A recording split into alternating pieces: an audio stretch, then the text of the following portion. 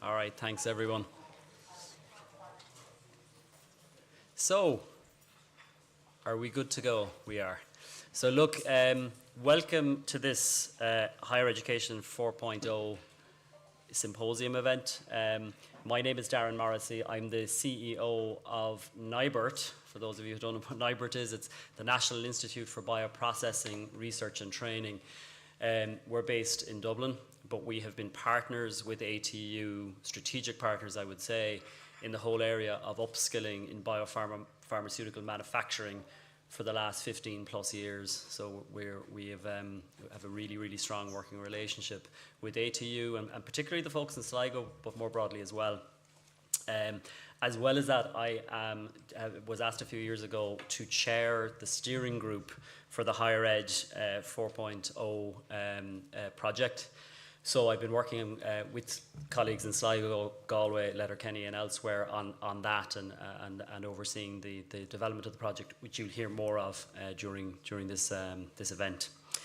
A few housekeeping bits and pieces. Okay, so first and foremost to say the agenda today is over 2 sessions, a morning session, quite a long lunch break actually for good reason, and then a session in the afternoon. We kick off with a keynote speaker in a while, Deirdre Hughes, who I will introduce more fully in a while. We'll have a panel session, and then we're aiming to break for in and around 12 o'clock for a 2-hour break, which allows people to grab lunch.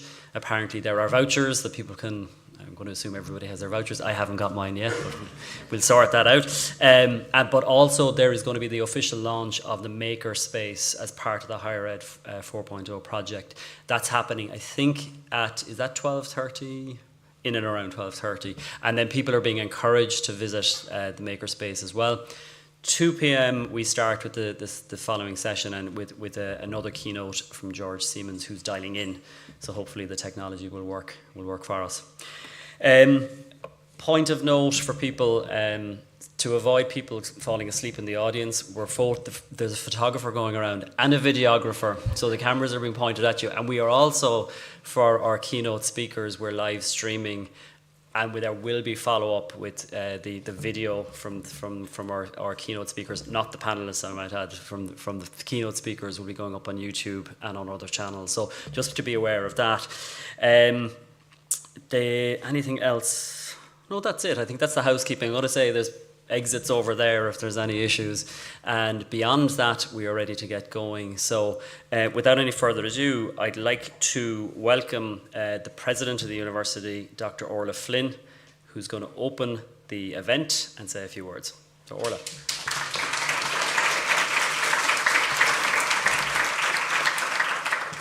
Garmagat Darren. Bháilm fáilte chuúla chuirh Coch Armagin. A warm welcome to everybody here this morning. And maybe before I say all of my welcomes, I'm going to just mention that today is World Down Syndrome Day, and apparently to mark that, it's Odd Sock Day as well. Unfortunately, my packing for the week didn't include the odd socks, but I really just wanted to mention that really as a shout out to all of those who were involved in the recent Path 4 announcement, and looking forward to offering those inclusive programs later in the year, and really something very special for us to look forward to as a university community. Welcome, obviously, to Darren, and it's only a couple of weeks, really, since I visited you in NIBRT in Dublin and was absolutely blown away. I think the scale of contribution that ATU makes to NIBRT really only became clear to me on my visit, and my thanks to Professor Jacqueline McCormack, who is on your board, but the work, I think, that the team, the legacy Sligo team down through the years, it really just hit home to me the contribution to the national economy that ATU makes. And those of you who've heard me speaking at events will know that I talk about our service to the region, and the northern and western region in transition has been a rallying cry for us as a community to come together. But sometimes it's good to remind ourselves of the national contribution that we make well outside our region, nationally and indeed internationally. Welcome Professor Deirdre Hughes as well, speaking as well later this morning. And then panel members throughout the morning. William Bossang de Ferris, again a strong supporter of the Human Capital Initiative and always a great supporter of the tertiary education initiatives as well. JP McGonigal, Forward Emphasis International, representing the employers today. Bridie Killoran, Career and Learning Pathways Manager. Kieran Hastings, Merit Medical, representing the voice of the learner. And then later we'll be joined online by Professor George Siemens.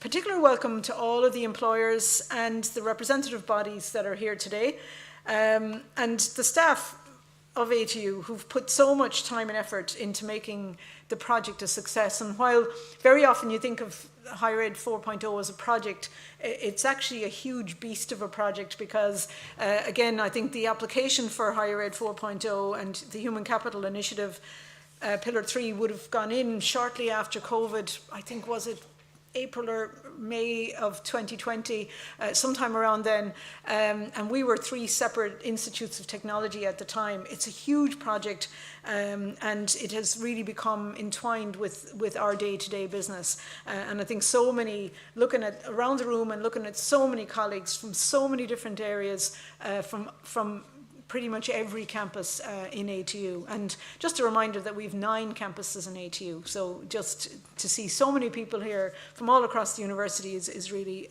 uplifting.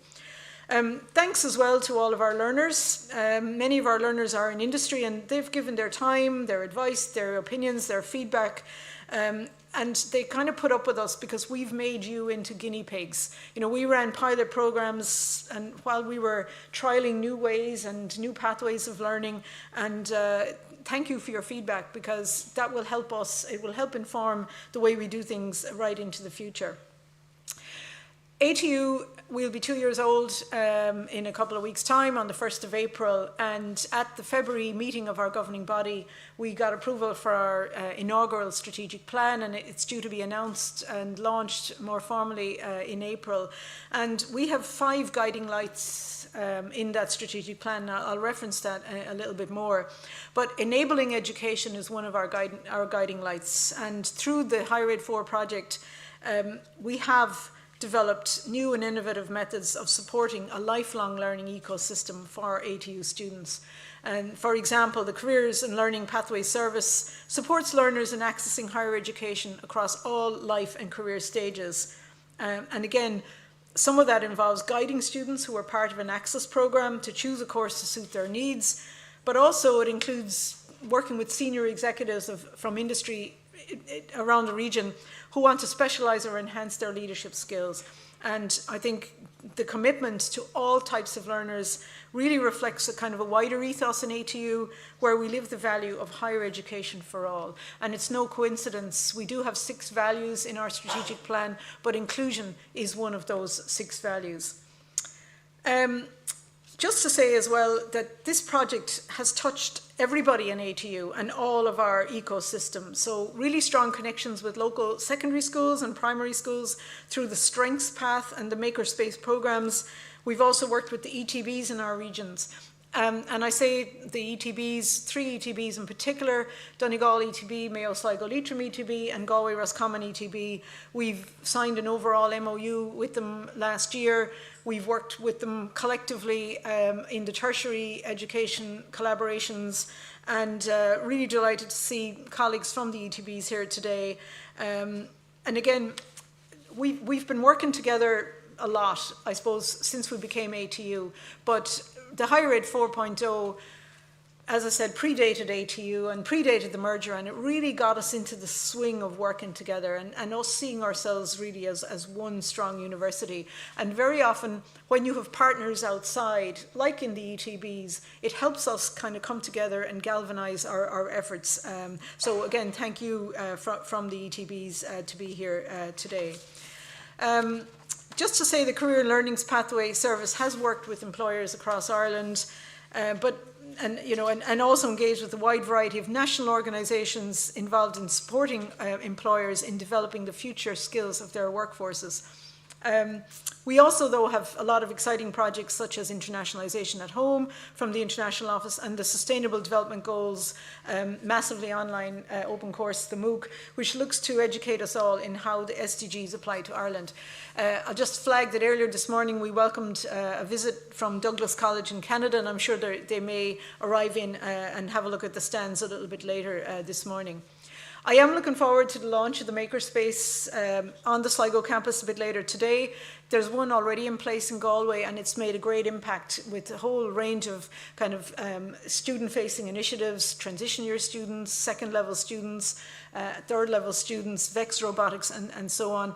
And there's one on the way for Donegal as well. And that particular project has had a really successful start. There's a mobile Makerspace paying visits to schools right across the ATU region. You know, again, if you get a chance to take a trip to see that in the new building at some point later today, I'm looking forward to seeing it myself. Also delighted to announce there are 9 micro-credentials coming from the Higher Education Higher Ed 4.0 projects that have received a fee subsidy of up to 80% from the HCI, covering areas such as the Sustainable Development Goals, Lean Six Sigma, and entrepreneurial innovation practice. And also a number of micro-credentials approved from other areas across ATU. And this is really a phenomenal achievement. Our micro-credentials policy, again, led, I suppose, the policy development in ATU has been led by Michael Hannon and his team, and it's great to see some of his team here today. And just good to see that coming through our academic council around micro-credentials. It's going to be a huge part of what we do. And of course, there are those that would remind us that ever since we were RTCs and we could offer single subject certification, 5 credit, single subject certification, access, accumulation of credit scheme going back decades now at this stage. So this is space that we should be and we are really comfortable in working. Just to say that I did have a look at the stands earlier this morning and had a chat with some of the colleagues, and you know, a lot of the conversation was around what's next. And I was mentioning our strategic plan and the values and so on, and the pillars and the guiding lights. And 2 of the guiding lights have to do, we mentioned enabling education, but 2 of the guiding lights have to do with the engaged research in the connected ecosystem. But there are 3 outward-facing values, and those 3 outward-facing values are ambition, collaboration, and innovation. And a lot of the chat around the room has been about, you know, where next and what's next for us. So that spirit of innovation is really alive and well in ATU, and it's exciting to see us in partnership. And I'm going to give a shout out for NTutor as well. That partnership with the learners is the only way to go. Getting the learners in the room and involved actively in developing the whole range of initiatives will help us better serve your needs as learners. So really delighted with that. And again, that brings us to the theme of today's symposium, moving from higher education 4.0 to society 5.0. And, you know, I got a real kick out of that. My background is computer science. I suppose I would have studied in the 1980s. I was in a class that had the first PCs in my university, and I've seen extraordinary change in that, you know, in that computer science as a discipline over longer than I'd like to think about. But AI is something that has really, it's been around for decades, but it's really only in the last 12 months or so that it's come up and given us a good slap in the face. It's been scarcely out of the media recently, and you know, we've all seen ChatGPT and other new technologies, fake videos, you know, fake news, the whole issue of what's real and what isn't real. And it is forcing many industries to adapt, perhaps faster than they might have liked. None more so than education. And I know it's a really hot topic. Our teaching union actually had AI as a topic in their conference quite recently. There are many aspects that we've got to carefully consider, but also we are being given a once-in-a-generation opportunity to think about how we want to use this as a new technology to benefit society as a whole. So today, we're gathered as a group of employers, as educators, as learners, and as policymakers to really give some thought to that subject. How can we harness this new technology to create a better future for generations to come? How can we ensure that the best of technology is combined with human skills to build something that is better, not just for some, but for all.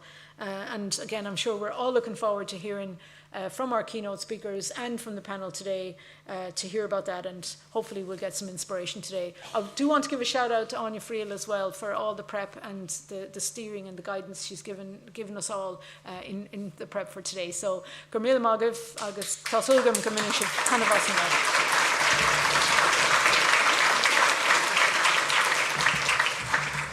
Thanks, Orla. Now I'm going to introduce a person who doesn't need any introduction to the audience, I'm sure. So Jacqueline McCormick is going to say a few words. Jacqueline is, of course, the Vice President for Online Development and EDI at ATU, and she leads, and I think it's fair to say is one of the driving forces, if not the driving force, around higher ed 4.0. So with that, over to Jacqueline. Thank you.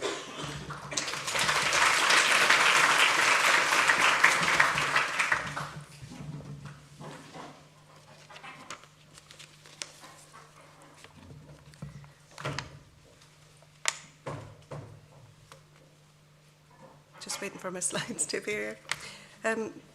Sorry.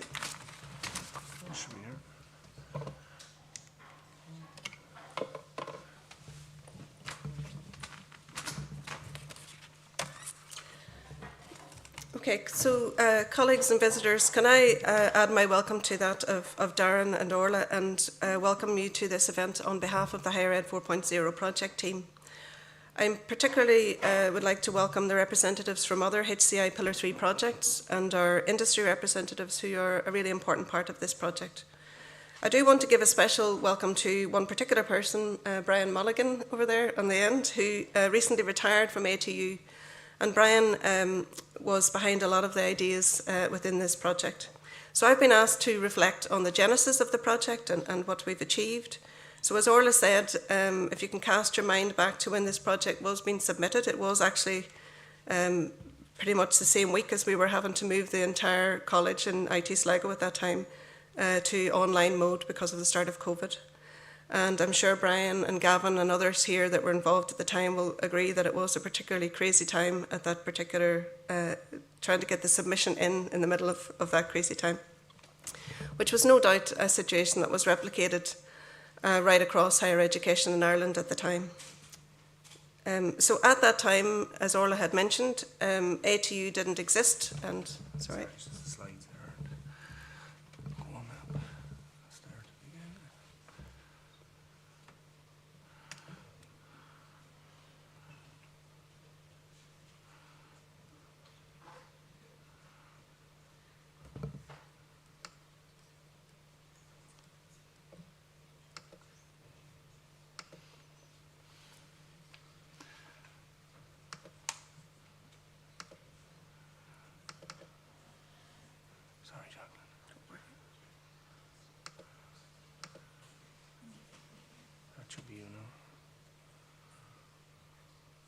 Thank you.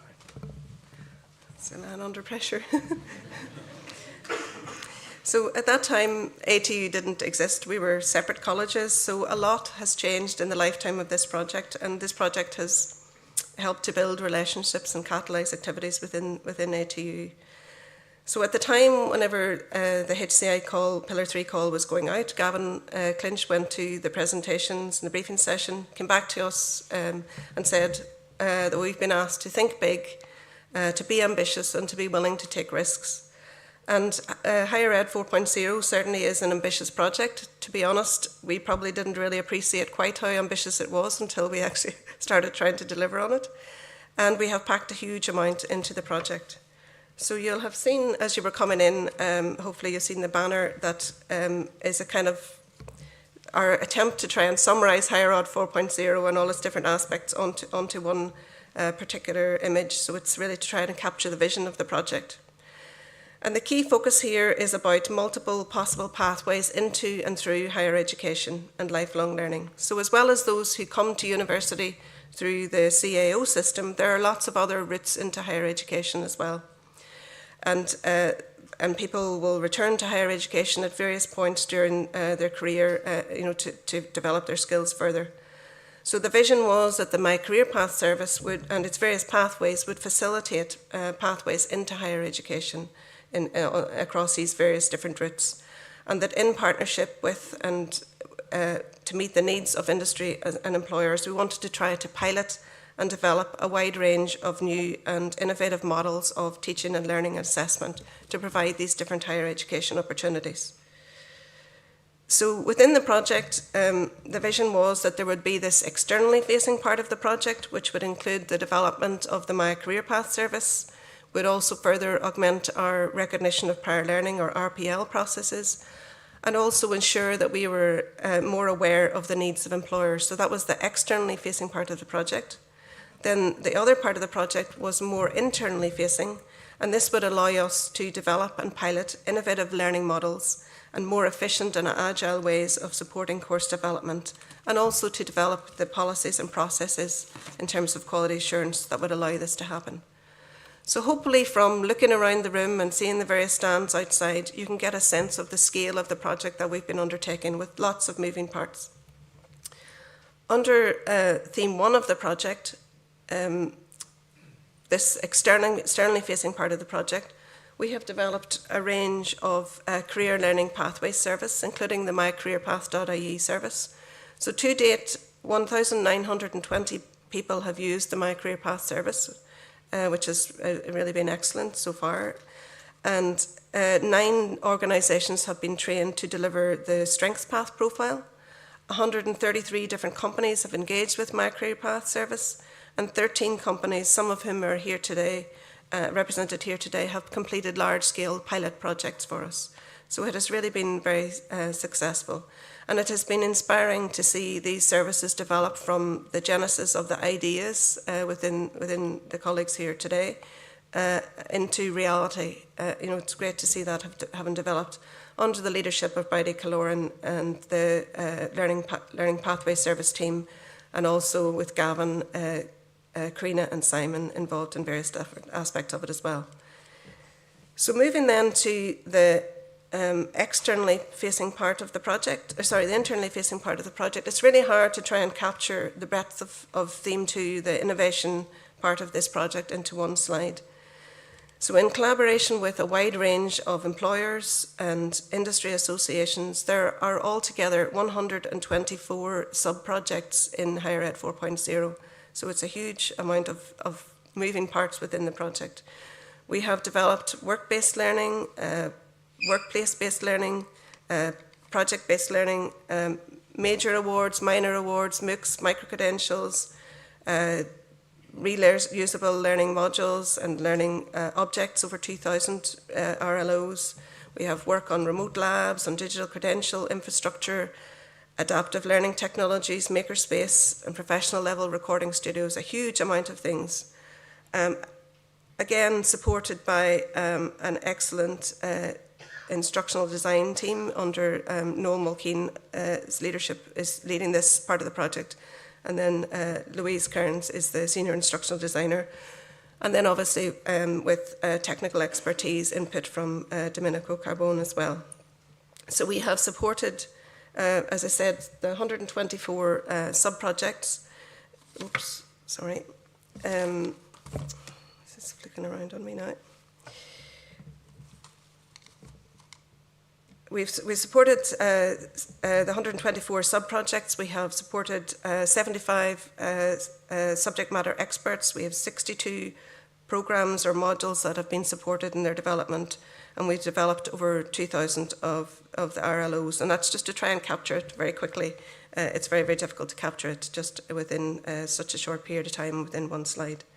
So hopefully today you will get the opportunity to take the time to visit the makerspace on the Sligo campus, as Orla had mentioned earlier, which has been officially open today, but it has been undertaking some activities so far. With our makerspaces, we've hosted 20 different events and over 500 TY students across the region. So, it's already proven to be very successful. I have to pay tribute to the entire Higher Ed 4.0 project team. A project of this scale and ambition hasn't been without its challenges, and we have been so fortunate to have a really fabulous, hard-working and very focused team working on this project. Under the leadership of Kyle Griffith-Maher as the project director, Unfortunately, Kyle, we had to send her home this morning because she was really sick. She came here, but she was just about to collapse and really not well, and she's probably at home very annoyed she's not here, but she's been a fabulous project director. So I can't name all the individual team members' names, but it's fantastic to see all of your hard work paying off. So much has been achieved. And we firmly believe that the Human Capital Initiative is delivering on its aim to increase capacity in higher education, to provide skills-focused programmes designed to meet priority skills needs. And I know there are some conversations ongoing around the future of HCI, and I would urge and add to what Orla had said around that we need as a sector to build on what has been achieved so far across the HCI projects and to use this momentum that's been created to drive us forward, further investing in innovation and skills development so that we can meet the needs of employers and future skill needs. So thank you very much.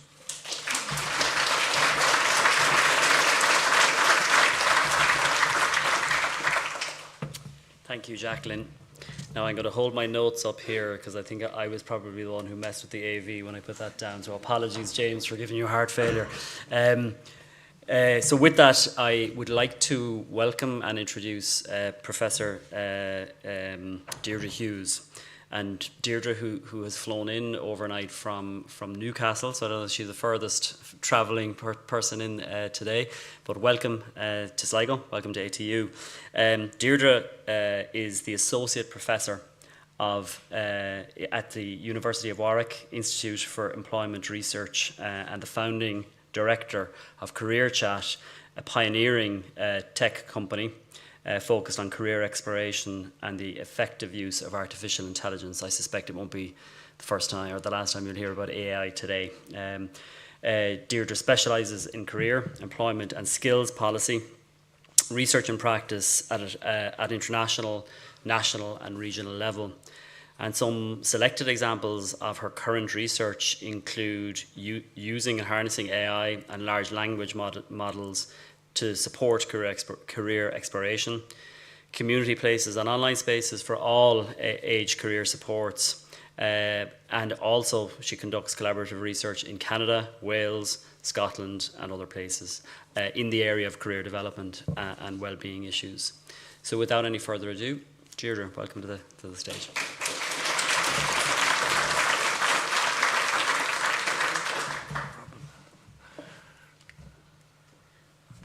Thank you very much for that very warm welcome.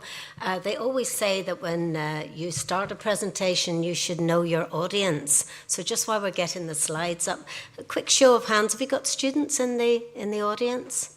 Don't be shy. Yeah, a few students.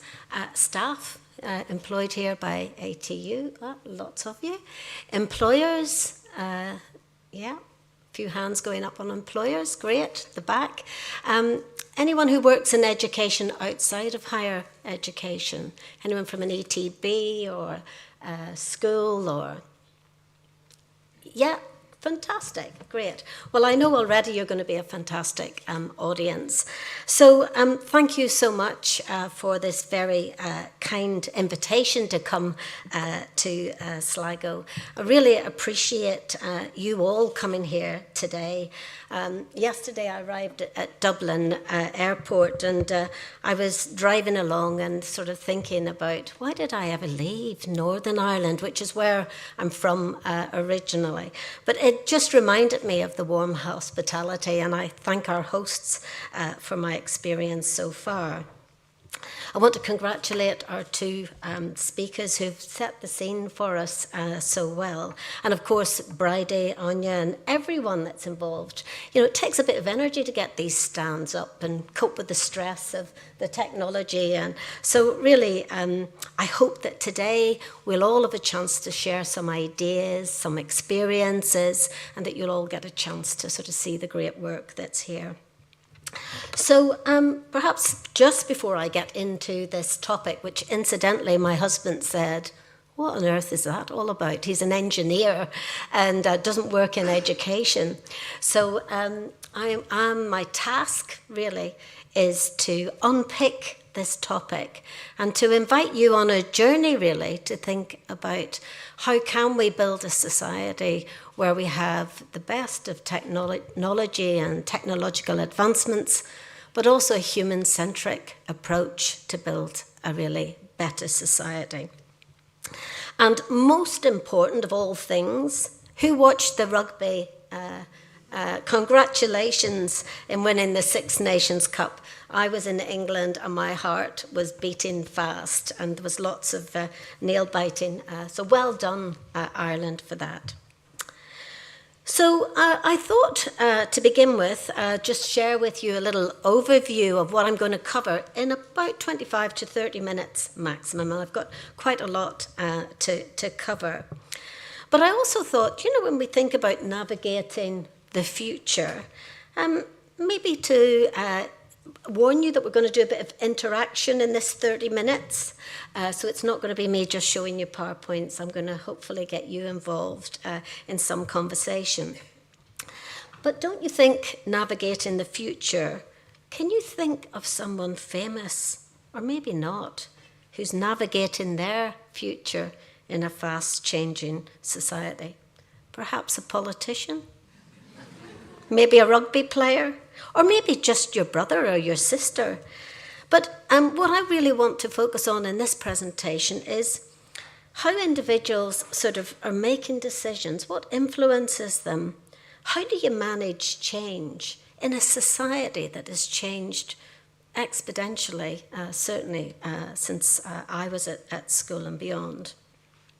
But think about how individuals have to imagine and recreate an identity from the role that you've had before.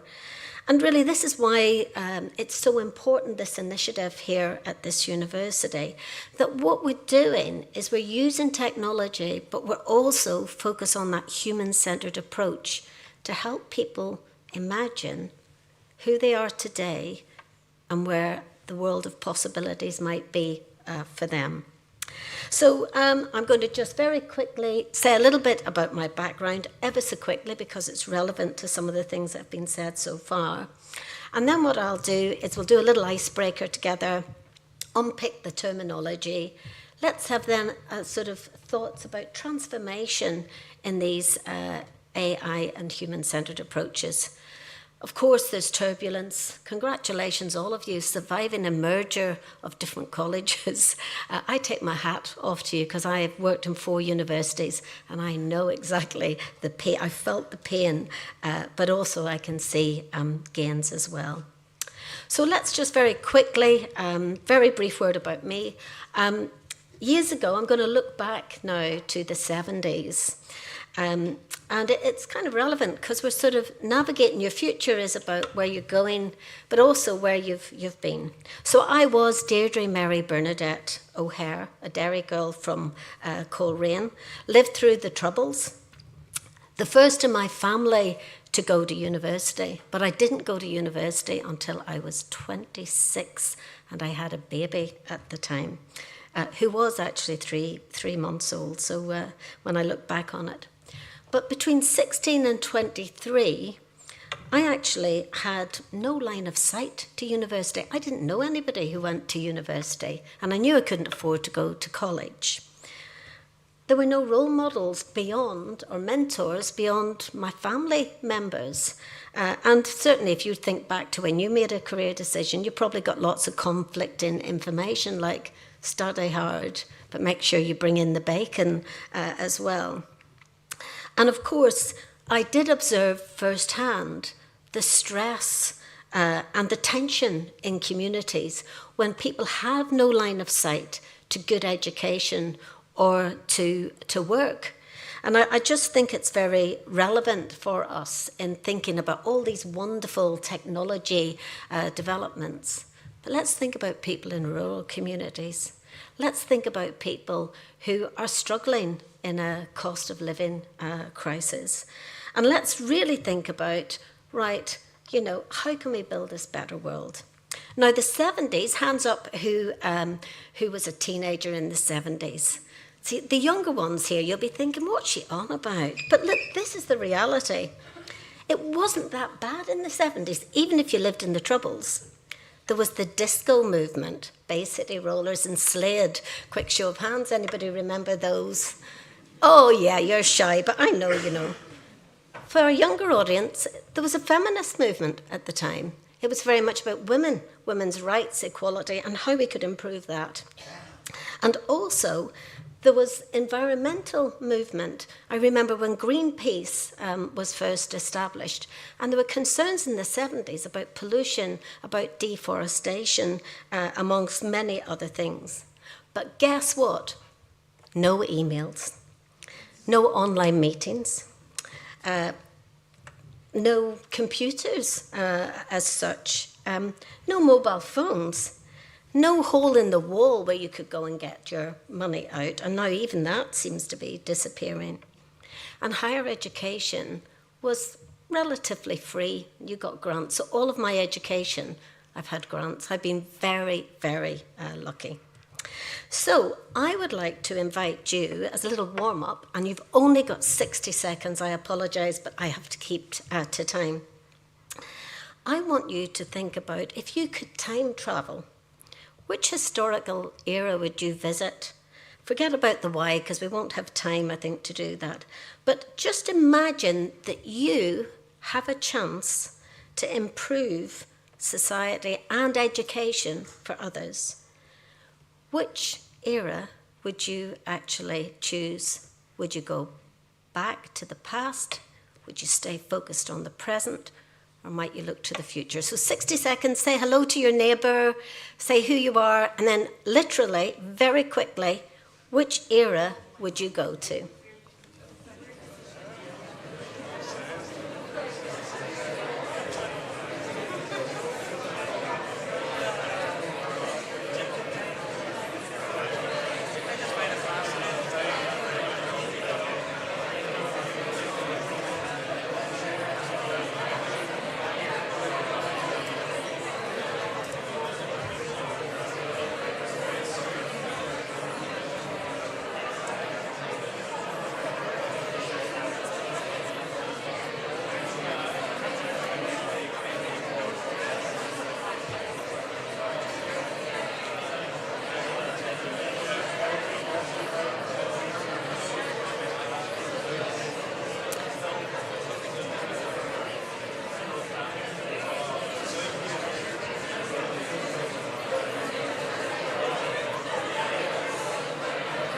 Okay, everyone. Now, hopefully, this will just warm you up, and you can have a fuller discussion over lunch. And they always say there's a real risk, isn't there, when you do this? Because this is the naughty corner over here. They're talking a lot. I'm joking. But I think the most important thing, really, is let's hear just one or two examples. Quick show of hands. Who went for the past? Who would like to, if you were shaping, you'd like to look at the past and lessons learned? And no right or wrong answers, so please don't be shy. I just want to get a gauge. Anybody think the past? Yeah? Anybody think the present? We've got to stay in the present. We mustn't, yeah? And how many thought the future? We've got to think about the future. Again, just a little bit higher so we can see hands. So isn't it really interesting that as an audience, all of you are sort of, in a way, some of you like to look back to the past, some stay focused on the present, and some actually have an eye on the future. And I guess higher education 4.0 and society 5.0, there are 7 contemporary themes that are very briefly, in fact, I think we've heard it already from Dr. Flynn and Professor McCormack. So I'll just ever so quickly try and unpack this a little bit. First is lifelong learning. Well, we've heard that already. We should have had bingo, which is always good fun if you're doing a keynote, that the audience have bingo, and as someone says a word, you can tick that off. But lifelong learning in this rapidly changing society. Globalization, technological advancement, demographic shifts, migration patterns, war, displacement, conflict, AI, the Internet of Big Things. These are serious issues that are impacting in every corner of society around how can we improve life chances for individuals at a time of major transformation. And I've got a little prop with me because I was tickled by this morning in my hotel. It said 88% plant-based water. Have you ever heard of 88%? I thought, wow, that's amazing. And of course, when I read it, it said this carton is made from renewable raw materials. But this symbolises to me, again, where we're going around a sustainable future, how society is changing. So in the 70s, it would have been turn on a tap and hope for the best. So these changing social norms, values, income disparities, inequality in terms of health and well-being, gender, LGBTQ rights, etc., political changes, all of these are impacting on individuals' life. And the question is, can those individuals keep up with the pace of change and develop to lead a fulfilling life? The second one is really around this interdisciplinary approach, and we heard already about collaboration, cooperation, looking at how, in essence, these employer, academic, student, community collaborations can really take place. And employability, I will argue, is one of the key areas that we need to be attending to in navigating the future. Employability embedded, for example, in the curriculum. Digital transformation, well, I'm not even going to read my notes on that because we're just seeing it all around the room. How are we leveraging approaches and using technology to good effect, online platforms, MOOCs, etc.? So how also can we personalise learning for individuals so that it actually means something and it's not just learning for the sake of it? Experiential learning, we're seeing that society, let's call it 5.0, but society now, in many ways, is actually this great demand for focus on practical, real-world challenges, practical applications of knowledge and skills, not just learning for the sake of learning. And of course, higher education emphasises this with internships, project-based learning, etc. Data analytics. I hired a car yesterday at the airport and up popped a little message telling me about my data protection rights. I thought it had a sat-nav, it didn't, but I knew all about my data protection rights. Which is the most useful in your opinion? And then, of course, global collaboration. And I would say local collaboration. We need to create these places for people to collaborate and actually make the most of their talents and their skills. Now, in Ireland, I was involved in something called the Indican Review a while back on looking at career support. And just before Christmas, government in Ireland produced a lifelong guidance strategy. And maybe that gives you a signal around government's role and government's concern about how people can actually be best supported. And also, just to give you an idea that today here in Sligo, in Ireland, in the UK, in Europe and further afield, it's not just sort of our, if you like, concern here, but even as far away as Australia, there was just a report published very recently that was really talking about these big challenges. So the Australian review is basically saying there's chronic skill shortages and that for them to produce the knowledge, the intellectual abilities, the capacity to meet their current and their they were talking about energy, social, economic, environmental challenges. They need people to actually be lifelong learners. Think about the shortages here. Have we got shortages in early childhood educators, teachers, health and social care, nurses, doctors, scientists? And what basically I think I have realised over the years, and I chaired Skills Northern Ireland, which was bringing employers and schools closer together for a number of years. And one of the big concerns from employers was that the lights could go out in Northern Ireland if they didn't get more people who wanted to come into their industry. Now, I think the key thing really is that tertiary education was mentioned. And one of the big challenges I'm going to invite you all to think about today is how can we make sure that people, perhaps who are in isolated communities, maybe working class people in an estate as I was, where you have no line of sight to real opportunity, how are we going to get those people to be living fulfilling lives? And I think the key thing really here is that we've got to look at personal development, career development, or job opportunities, routes, decisions, and pathways. And I like to keep it simple. When we think about higher education and we think about society and we think about the man and woman on the street, the person who put the coffee there, we have to think, one, livelihoods matter. Supporting individuals to reach their full potential, increase their well-being, income, and ideally provide the recognition of prior learning, study work. I would not be who I am today and the roles that and opportunities I've had if it wasn't for that recognition of prior learning. Places and spaces for personalised support, online and offline, which is why it's so important when I was looking at the learning design development, how academics can be supported and learn digital skills, because we've got to online find creative ways as well as not forgetting that offline.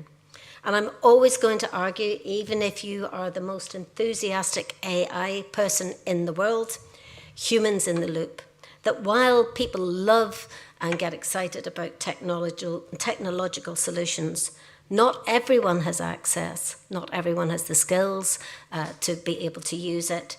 And also, everybody's different. Do we have any gamers in the audience? Don't be shy. I love gaming. It's an amazing industry, and the number of people, particularly the number of women who are into gaming as well. But remember that most of us would like human contact. I'm here today, I'm so excited because I'm usually in a box online, and it was lovely to see people in person. So very quickly, all of this change is about a workforce now and a workforce of the future, but communities, people, families. And if we look at the changing attitudes of the workforce, the millennials are known for their passion and their drive. And they're changing, if you like, the way they work and they live. And I think there was someone here yesterday from a major recruitment company who was sort of explaining that actually many of these millennials are using AI, and they can spot how some of the young people, and again, or adults, I'm going to just not try to put people in boxes because they can't be, we're all individual. But evidence is that they're prioritising meaningful work and life balance over those, if you like, traditional paths. Or Generation Z, the most diverse that we've had. And again, you can read my slides later. But also there's the quiet quitters. Now, I'm not going to ask you if you're a quiet quitter, because then you wouldn't be quiet. But just you know what I mean. And also the Great Resignation. So if these employers who are actually dedicated to providing these opportunities to make our economy a success, they need you, and you definitely need them. Now, I'm just going to say two things about skills. I've heard about STEAM skills, STEM skills, transversal skills, soft skills. At the end of the day, we're really looking at how can we help people develop skills, and that needs collaboration, resilience, and really good communication, and which is why the project here features in a 15-country review of good and exemplary practice around how we actually help not just staff develop digital skills, but how we help learners as well. And so really, I'm going to invite you when we think about some of the trends, and I'll just very briefly give you an overview of some of the trends from a study I've been involved in recently, is people are job carving. How many people would say that you're part of a partnership where two of you have got a career and a family and you're trying to juggle things? Anybody, 2 careers? Some people are nodding, yeah? Other people are actually trying to carve up, if you like, a lifestyle that suits them well. So when we think about employability and we think about career paths, we have to think about new ways that people are job carving, job crafting, you might call it their careering, towards particular goals. And that experiential learning is absolutely key. So my question to you is, do we know enough about what citizens are actually orientating or reorientating to when it comes to thinking about a change in society and a changing world of work? Employers and entrepreneurs are absolutely key. And all I really wanted to say here in relation to this, because I think we can see through your project how that's unfolding, but we've got to increase it. We've got to ensure that education is no longer this didactic teaching, but rather learning about collaborative, experiential, community-based projects that address issues that people care about deeply, not just learning for learning's sake. And I think what I would invite you to think about is, how do we increase that? How do employers get into education, not just at university level, but at primary school level, to be role models, to show children how the world of work and how their learning is relevant? And in Northern Ireland, I've been delighted to be part of a career-related learning in primary school project, and there'll be a report coming out where you'll see the pictures, the little drawings of children and their dreams and their hopes. And one powerful example, just to say, is that I went to Ballysally School, which was not that far from where I grew up. And Ballysally School in Coleraine had a terrible reputation for drugs, and there was a terrible documentary produced by the BBC which shadowed people. And there was a very controversial. But you know, when I went to Ballysally Primary School, those children, the dreams and hopes that they had were amazing. But there were also children who had to guess, you know, what's your job, what's your line? And they said to me, are you a policewoman? Are you a social worker? And we had one of a very famous cook there, and they said to her, are you probation? She makes lovely cakes. Her name's Jenny, and I can't remember her surname. But this is the reality of around these things, and why it's so important that we get that engagement. So let me just do another little bit of audience participation very quickly and ask you to think about this. When somebody makes a decision about their career or a job, do they do that by are they influenced by what's in their head, their hands, if you like, the sort of things they're good at, or their heart, and you can only choose one? So let's have a quick show of hands. When people make decisions, which is the strongest around? Is it the head, the hands, the skills, or the heart? So, and you mustn't cheat because I'm up here and I can see, so you can only have one. So let's see, how many people would say the heart? It's what's in your heart. Yeah.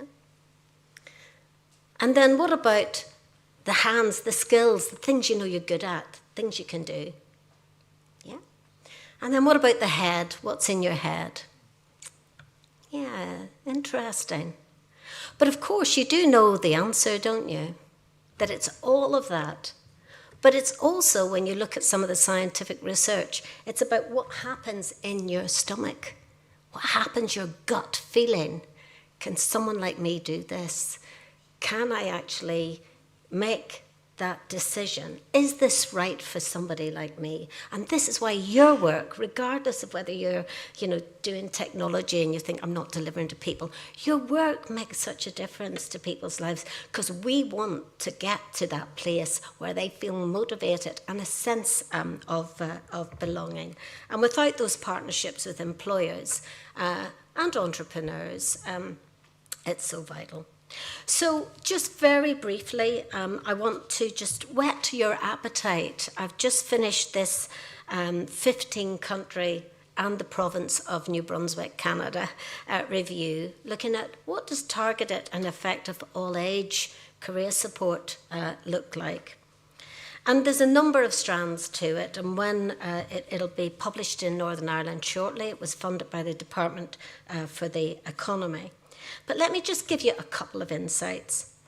First of all, when it comes to sort of thinking about approaches to identifying needs, guess what's most effective? And it begins with P.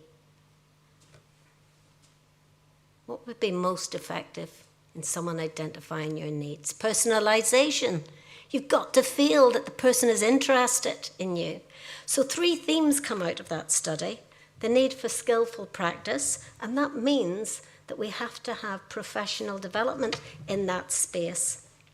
Secondly, tools like the strengths tool. These tools, there's a whole range of different tools, and we have to harness them and provide them online, but also the challenge is how do we provide them offline for those whose broadband, doesn't work, or who can't afford basically some of these wonderful things. And then thirdly, I think the most important aspect as well is very much sort of looking at community-based approaches, collaborative. And what I found in the research was that the most successful places where they had, if you like, integrated community support. So here's just a couple of examples. Can I also just say that when I had a look at some of the OEC data, Ireland is doing quite well around the sort of tertiary education, and particularly the 25 to 34-year-olds, alongside Japan, Korea, and Canada. But I guess really one of the challenges here is, you have approximately 2.6 million people employed in the Irish workforce. How are we galvanising their lifelong learning? How are we galvanising their upskilling, reskilling? And I think that's something to sort of really think about. So in this sort of 15-country report, I think one of the key things is just to say countries such as Switzerland, Wales and England have invested in midlife career reviews. Sometimes they don't put career in it because they think it's off-putting, but midlife reviews. And that's really to try in the workplace to get people to see that it's not a bad thing to do a bit of a check on how you're doing and your skills. And this is serious investment from governments. Sweden have gone for a collaborative arrangement involving employers, the individuals and the trade union to incentivise one-to-one and upskilling. And Belgium has a very well-established voucher system, a sort of entitlement to be able to look at how you can access guidance and support. So I think the other thing really just to say is that in communities, higher education, further education, community adult education, we're seeing in countries like Denmark and in Finland that sort of collaborative, not just delivering services, but shared professional development. Oh, I've done something now to my little slide. I'll just try and move it along, otherwise I'll have a little bit of technical support. Why not? So yeah, maybe James. So really, we'll talk about this shortly, but really just to say that gamification in Scotland, Wales and England is prevalent in terms of government funding initiatives, as is this use of AI tools. Thank you. Lovely. Fab. Yeah, thank you. So, time is marching on and I need to come to an end. I want to make sure we have time for our panel discussion. But look, these are some of the concerns that people have about getting the right balance between the human-centred face-to-face and the AI. Making sure that issues to do with fear of AI and technology, that we can be fearful to some extent, but also that we can actually see its possibilities, data protection, and of course, quality. So I think really what I want to share is just this sense of we need to focus on well-being as well as the, right, let's get as many bums on seats as we can onto courses. And it does require visionary leadership. It does require community hubs at an inter-collaboration level. So who said this here? It's become appallingly obvious that our technology has exceeded our humanity. Albert Einstein. And it was already mentioned that, you know, there's so many influencers and misinformation. We've got Puff Daddy here. Is that right, Puff Daddy? Puff Diddy? I always get it wrong. My daughter always laughs and says, don't use that slide, Mum, because you can never remember. But look, hey, I'm a counsellor. You know, relax, man. I know what I'm talking about. These are challenges that we have around people getting misinformation that actually might switch them off rather than switch them on. And I would argue that we're on, if you like, this peak of excitement for AI at the moment. You know, targeted, real-time, customised, adaptive, available at scale. But we will dip down to a trough of disillusionment where it doesn't do what we think it was going to do and set on the tin. And then we'll come back up again around it will plateau. So a bit like RoboCop, who had this moral struggle. Anybody watch RoboCop, the film? But just that there was this moral struggle around the technology and doing good. This is where Society 5.0 is now. Generative AI, again, you know, I'm not going to go through all of this.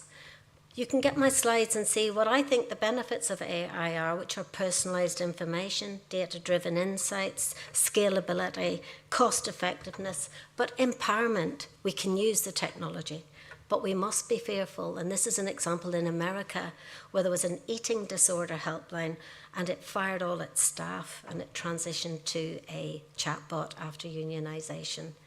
And just look at the bottom here, eating disorder helpline disables the chatbot for harmful responses after firing human staff. And more shockingly, he would still be here, man dies by suicide after talking with an AI chatbot. So we have to be responsible and thinking about how we can use it to good effect. There's lots of misaligned players out there. So I have been looking since 2018 when no one was really that interested in AI, and now everybody's interested in AI, at how can we make careers information advice with a warm handover to a human advisor readily available. And so CC, the chatbot, if you want to have a look at it, you can do this. But I think the most important thing here is that data-driven insights are fabulous. We need it. But we need to think about humans in the loop. So how are we constructing that? And of course, you'll hear more from our speaker today about some of the concerns. So I just want to finish, really, by just saying that here's some of the big challenges that we face. Poorly connected dialogue. When you're under pressure, it's very, very difficult to say, oh, I think I'll just have a little meeting and we'll see how we can work together. We know the risks of job displacement. We know inaccuracy of content. We know deliberate misinformation. What we don't know, it's an unknown risk, is will it erode human agency? So what we've got to do is meet the challenges together, and it's easy to say but difficult to do. In a world where many institutions and leaders, for a variety of reasons, have lost trust. Workers sometimes have lost trust in their leaders, not because the leaders are really bad, but the leaders get too many emails, too many new policies, too many deadlines. And this is what, in a sense, we've got to learn new behaviours. And without trust, I'm going to say that people burn out. They grapple with heat, and there's very little light for inspiration, for energy, for enthusiasm. And when it's lost, actually, trust, none of us can move forward as an organisation or as an individual in actually creating a better future. So I'm going to leave you with this thought of, it's not just about the numbers, it's about the people, the human stories. And I'm going to encourage you to gather your human stories, compelling stories that will help policymakers understand that it isn't about, let's create a helpline and that will save X number of euros. So just to finish by saying, here's a little task for you to take away. And that is, think about how could you future-proof success in terms of the work that you do, regardless of your role. And think of 3 buckets. So bucket number 1, what would you put in your first bucket, which is, if you like, the brilliant basics? If you didn't do it, it would seem a bit strange because that's at the core of what you do. What would you put in there thinking about a takeaway from today? Is there an action, a step that you could take where you would actually improve that, if you like, the brilliant basics of what you do? Secondly, I would invite you to think about what would you put in a bucket where it would, something you could do that would make a compelling difference. It doesn't have to be a big thing, but something you could do that would make that difference. And then thirdly, we need the game changers. We need to think about what would be in the bucket that would be a game changer when it came to higher education, society 5.0, but improving lives for others. And I just invite you to think about that. And remember, you don't have to do all the big game changer stuff. You just need to make sure that your technology and your human-centered approach, that we focus on people, communities, and we make it as accessible as we possibly can. And that's the challenge for any government. But most importantly, forget about government if you can. Just focus on how can we make a difference to people's lives. Thank you very much.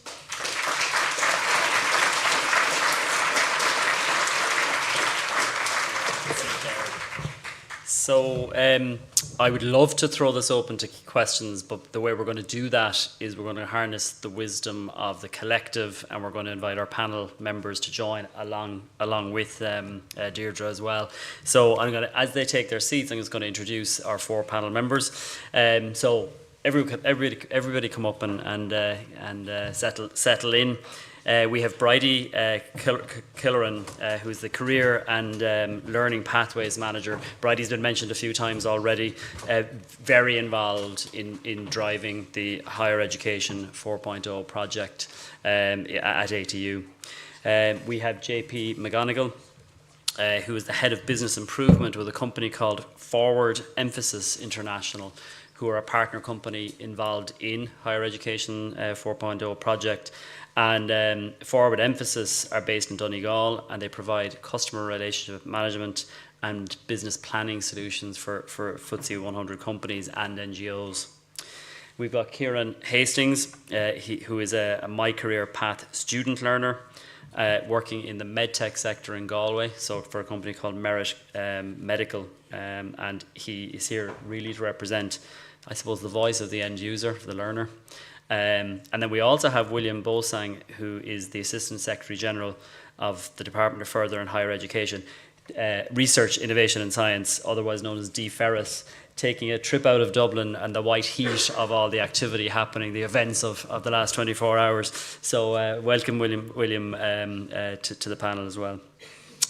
And I'm going to, if it's okay, what we'll do is we will bounce out for questions later on in proceedings, okay? I will open with a question that just struck me as you were talking there, and you Deirdre, you probably got into a little bit of it when you mentioned the 15-country analysis, the research you did, but I'm really interested as when you stand back from the concept, I suppose, of the new world of learning, you know, whether you call it 4.0 or 5.0, and the direction the world is heading within the context of higher ed and further education.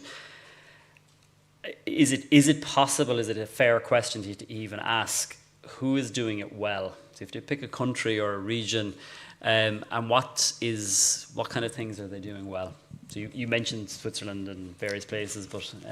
Well, I think Ireland is doing pretty well, actually, whenever I look at other UK, European and international countries like New Zealand, parts of Canada, etc. So don't underestimate that, but of course we mustn't be complacent either. You know, what's a critical success factor? Well, you know, having a lifelong guidance strategy. So well done, Ireland. William, if you played a part in that, well done in having a strategy, but a strategy isn't enough, as it were. I think a critical success factor is how do we upskill the workforce?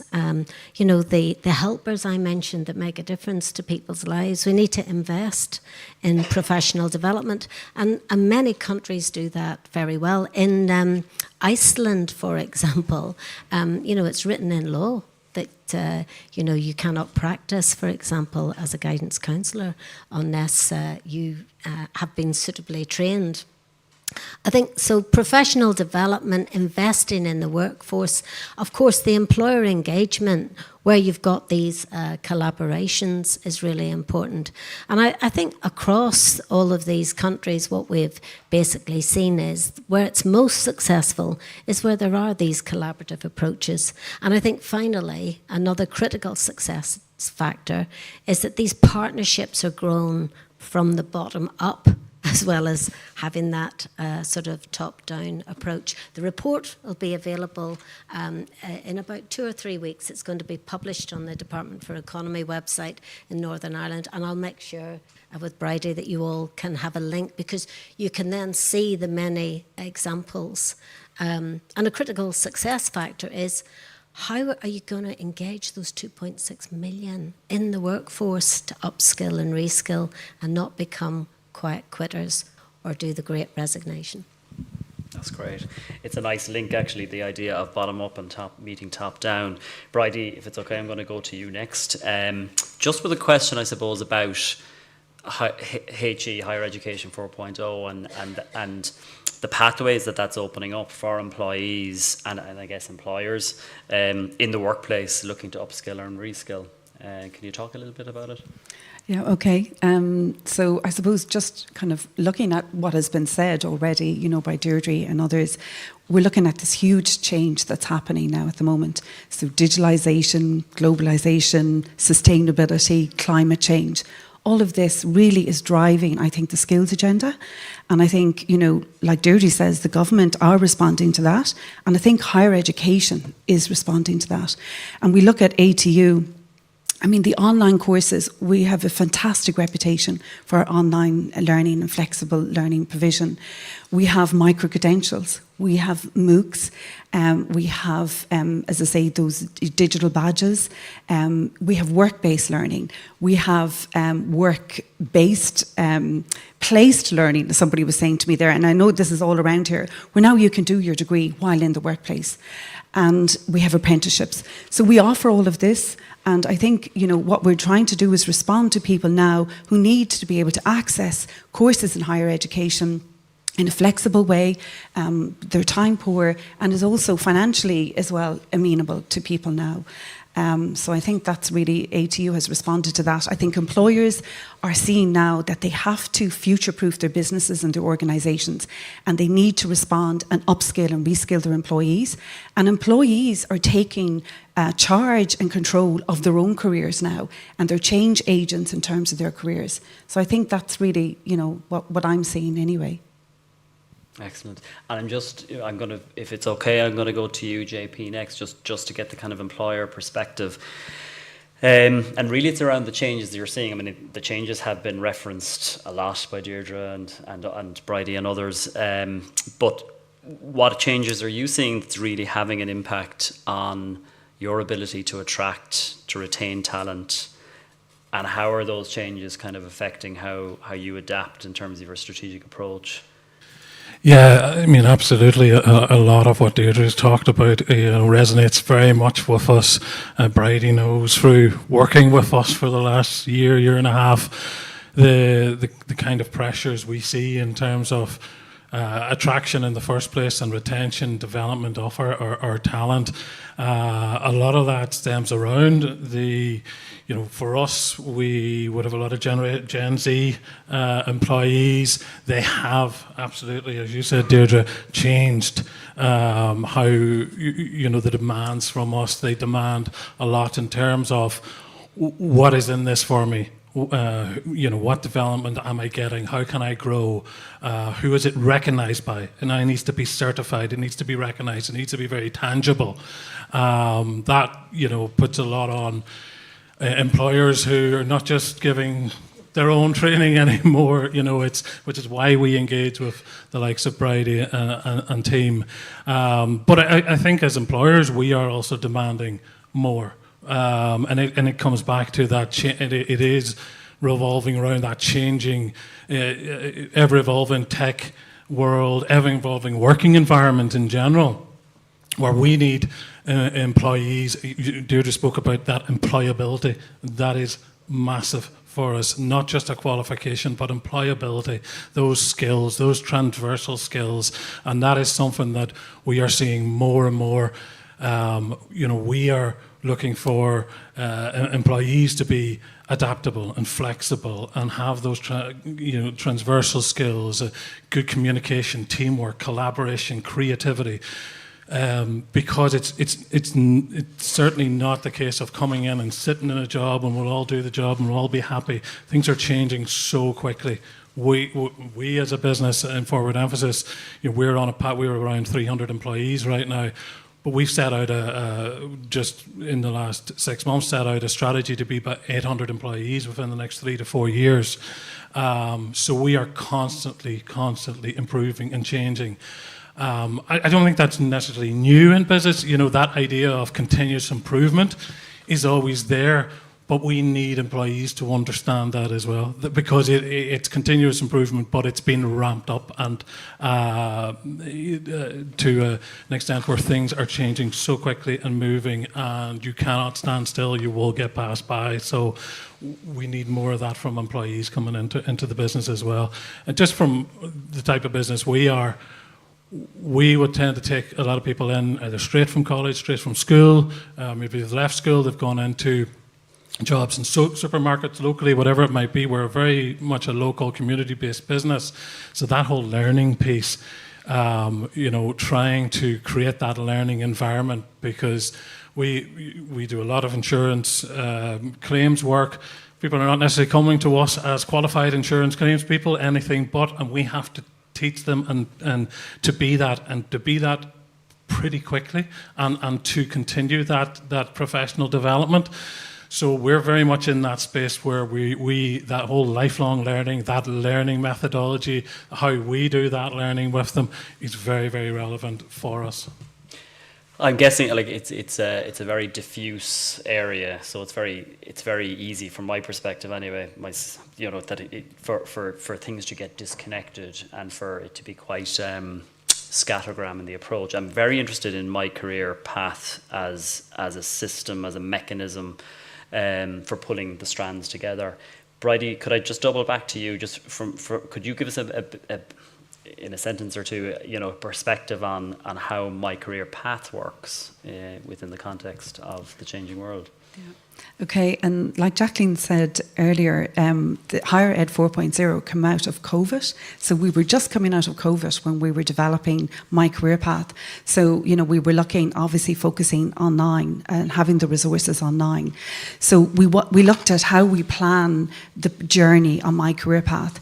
And it was, first of all, looking at engagement and communicating and meeting people in the workplace. So, how do we go out and meet employees in their place of work?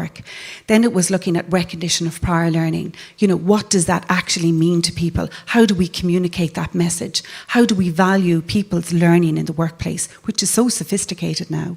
The third thing we looked at, career guidance. So how then can we help people understand themselves, their strengths, their abilities, their values, what's important to them, how they can map out their career journey. They have to get the buy-in in terms of that. So we looked at the online career assessments and that career guidance piece. We also looked at employability. We're all talking about sustainability now, but it's sustainable employability, remaining employable throughout your lifetime. And we're lucky that we embedded this framework into our software, and it's called the Career Edge model of employability that we use. And we focus on the 5 key elements of employability. And we integrated an AI tool that somebody can self-assess themselves in terms of these 5 key elements that are important around employability. So I think, that was an important part. Then it was people choosing their course, and then it was, finally then having our kind of data. We all talk about the data analytics. We want to see what course completion was like, choosing the right course, and that following through to see the success of it.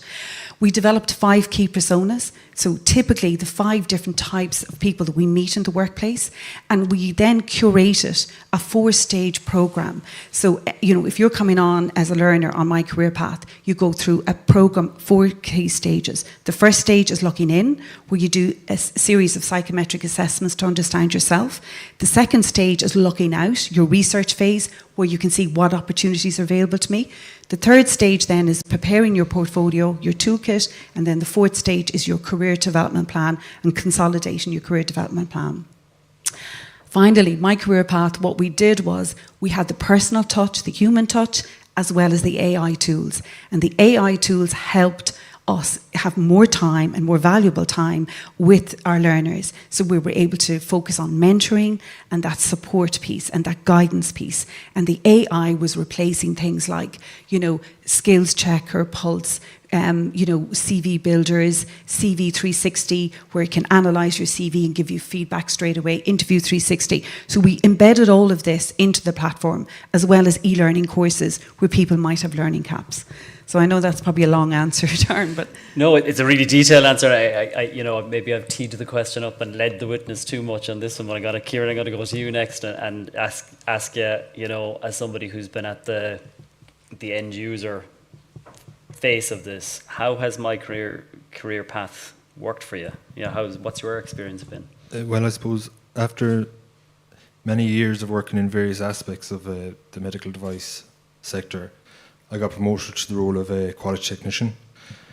In a short space of time, I found my feet in this role, and I knew a role in the quality team was somewhere that I could excel and expand my career. But I knew in order to do this that I was going to have to specialise in something, that I was going to have to, start a course to further my education. And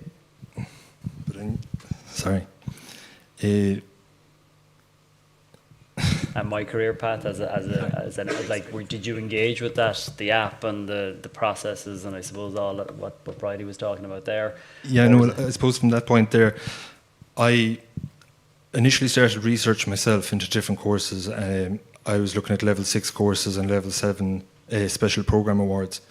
Level 6 course I didn't feel at the time could have really helped me kind of move up the ladder in the position that I was already in, and the level 7 special purpose awards, that was the first time I'd ever came across them, and to be honest, I couldn't figure out how I was going to combine all of these to get a level 7 degree.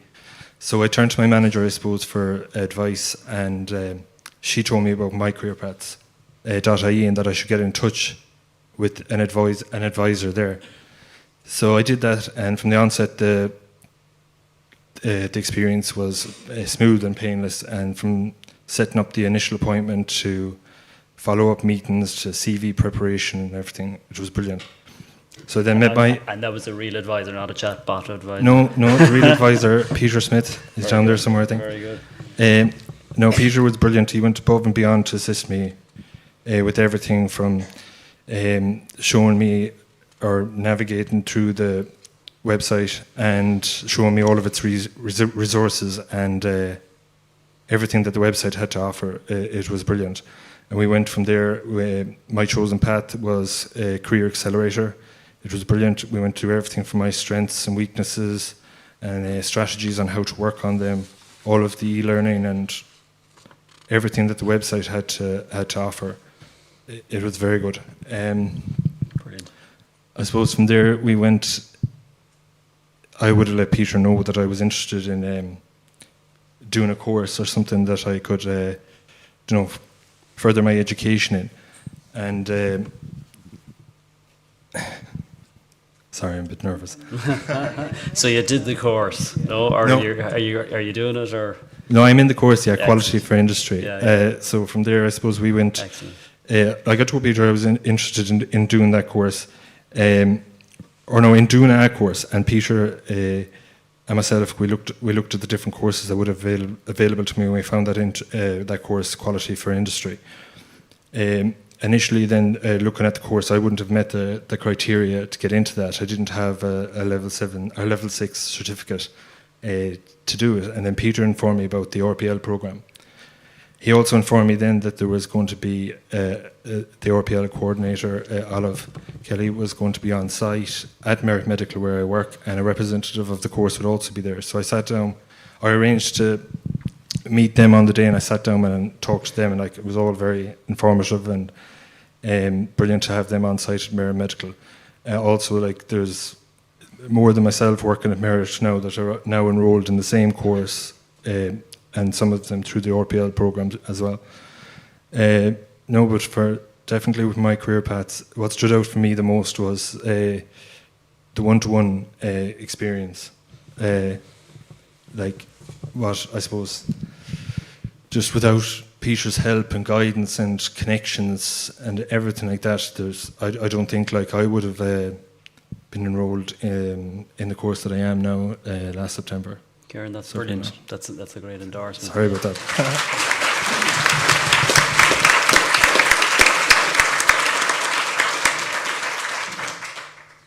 I'm probably working in reverse here on one level in terms of going from the intensely practical and the real, I suppose, day-to-day and implementation back up to policy, right? William, if it's okay, I just want to get a sense from you. Obviously, the Department of Further and Higher Education, Research, Innovation and Science, if I remember right, relatively new department, and it was where a decision was taken by government to spin out, tertiary education, and I think a really positive decision that was taken a few years ago. I'm just wondering, from your perspective, William, how you think it's all going, and is there more areas that we need to be focusing on higher ed at this point? Okay. Big question. It's great to be here this morning, or as we move into the afternoon. I think the backdrop here really summarises how we need to address or kind of engage with the issues we're discussing. The future's here. We had Deirdre's time travel, but we're in the present and we have an opportunity to shape it. But the future is here when you hear about everything that's happening in ATU, and in particular, what's been achieved through the HCI project. And, I was hugely taken by what JP said, endorsing the benefit, really sort of saying, using that awful jargon that we sometimes hear, the triple helix, employers, government and academic institutions working together. But the challenges are huge, and I think it's important that we don't lose sight of that. And Deirdre's presentation brought that out in a really nice way. So we need to face up to the challenges. How are we doing? We're above average in terms of lifelong learning in Ireland. So no Olympic medals there, well short of lifelong learning achievement in the Scandinavian countries. And Deirdre has referenced the 2.6 million in the workforce. The OECD did a review of Ireland's skills strategy, and the OECD are the people you want to talk about the mega trends, or sometimes it is described the mega threats. So it's digitisation, it's decarbonisation, it's demographic change. It's all the issues highlighting how technology is changing our world. And I was involved in securing funding and designing the overall policy framework for the HCI. And that's our role. That sort of summarises the kind of role that a government department plays around these kind of issues. It's the work, as is coming through from everything I've heard and everything that's been done on the ground that brings the reality to policies and strategies like that, and impacts on the lives of learners, as we've already heard at the panel today. So we have to double down on that, and we have to intensify that, and understand. And you see, HE, FET, you know, it's a huge landscape, and it's very complex, and you can't sum it all up. So, you know, you can't say HE is good at this and less good at that. Because everywhere you go, the day you say something very definitive, you turn up like a place like ATU this morning and find that's what's been done is exactly what we should be doing in terms of driving out the role, the central role of the tertiary sector in, you know, securing our economic, our social, our environmental sustainability. Last time I was here, I think it was back in 2018, it was for the launch of the National Development Plan, I think in the basketball arena, is that it? And I remember that day, and all of the government was down, and I had been involved in the public expenditure reform and leading the team that did the plan. And in the plan was the objective of the technological universities.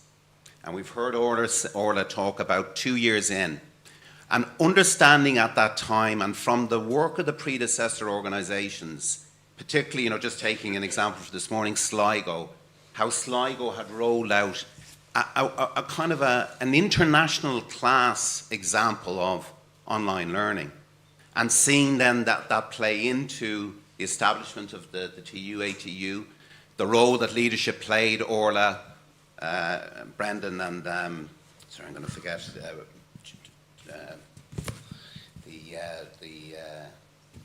principal. No, I'm thinking about the principal in Letterkenny.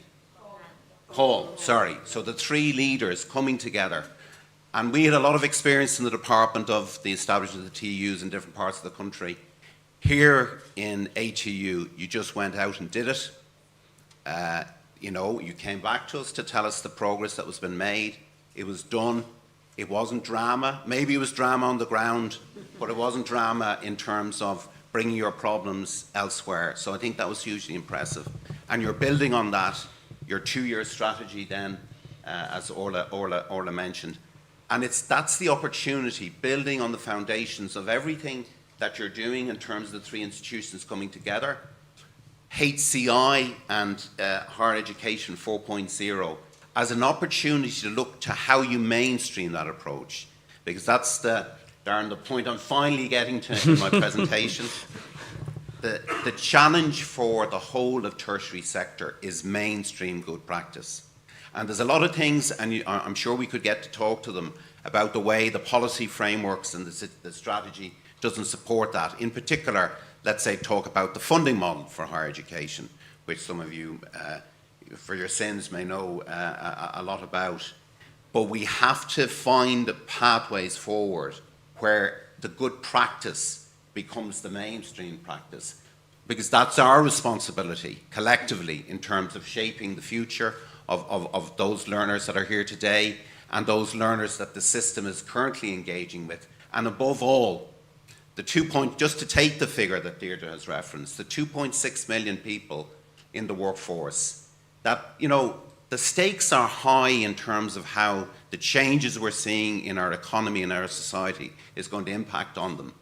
And it's the higher education system, the further education training system, our innovation system, our research system, working with employers and working with those individuals that can create the kind of learning society that we need to get to.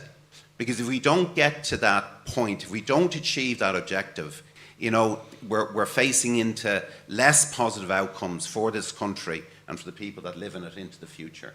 So I'm really interested in the further discussion as we get into the issues at the panel. No, that's great. And that idea of projects becoming mainstream, paraphrasing what you just said, it's a very interesting thing that even in the last few days I've had from the role that I do, which is engaging biopharmaceutical companies, which of course are huge employers across Ireland, regionally, everywhere. One prominent enough site lead from a big pharma company, I won't break confidences, but starts with a P and made COVID vaccines. But anyway, substantial employer in the but unprompted mentioned that ATU was a a main provider of continued education, third level education for their workforce, and also unprompted mentioned my career path, my career path, as in mentioned how beneficial this would be, because I think you're right, mainstream in terms of push and delivery, but there has to be a mainstreaming of the pull and the use of the mechanisms and the new ways as well. So I'm very conscious that we haven't brought anybody in from the audience. I do want to give people the opportunity above and beyond. We have one hand there, excellent. I didn't ask about roving mics. Do we have any? Excellent. Sorry, I'm really stressing the AV folks out. So thanks, Mark. Thanks very much for the opportunity. Joanne Harmon is my name, and I work in the online and flexible side of the business and student experience in ATU. I suppose I'm going to focus in, perhaps, William, on what you said just around the kind of bigger picture around where are we going to go from here. And I think, Deirdre, when you use the expression, what are we really about, improving people's life chances, that for me is exactly what the Higher Education 4.0 project is all about, and all of its many, many projects. I suppose when we look at where we go from here, though, William, I think there's a real opportunity. We've talked about the pace of change. We've talked about the agility, maybe, that we need to be able to respond with. And I think the technological universities are in a really good position to be able to, provide that sort of response when we consider the pace of change that's required. So I suppose my question, and you forgive me if the question is for William, but it's around the funding model, I suppose, William, because when we look at all of the projects in Higher Ed 4.0 and we look at the kind of national contribution we're making that maybe goes beyond our region, is there going to be maybe a change of direction or a change in approach to how, how do we help to get these projects mainstreamed? The question maybe is who pays? So just wondering what the departmental response is around that. Thank you. Yeah, thanks, Joanne, for the question. I generally kind of tend to, questions about the F word, the funding word, because funding is just something that sort of plays out annually through the estimates in a very short period of time, in a kind of quite a rushed and hurried way, as government sort of, focus in on sort of priorities, and there's a lot of sharp elbows, I suppose, and there's a lot of priorities out there. So it comes to a very interesting theme, really, I suppose, as we look at the role of the tertiary system. I'm involved, and the department is involved, and I'm sure very many of you are involved in the delivery of a whole range of core government strategies. I mentioned the NDP, talk about the Climate Action Plan and different dimensions of that, Housing for All, National Digital Strategy.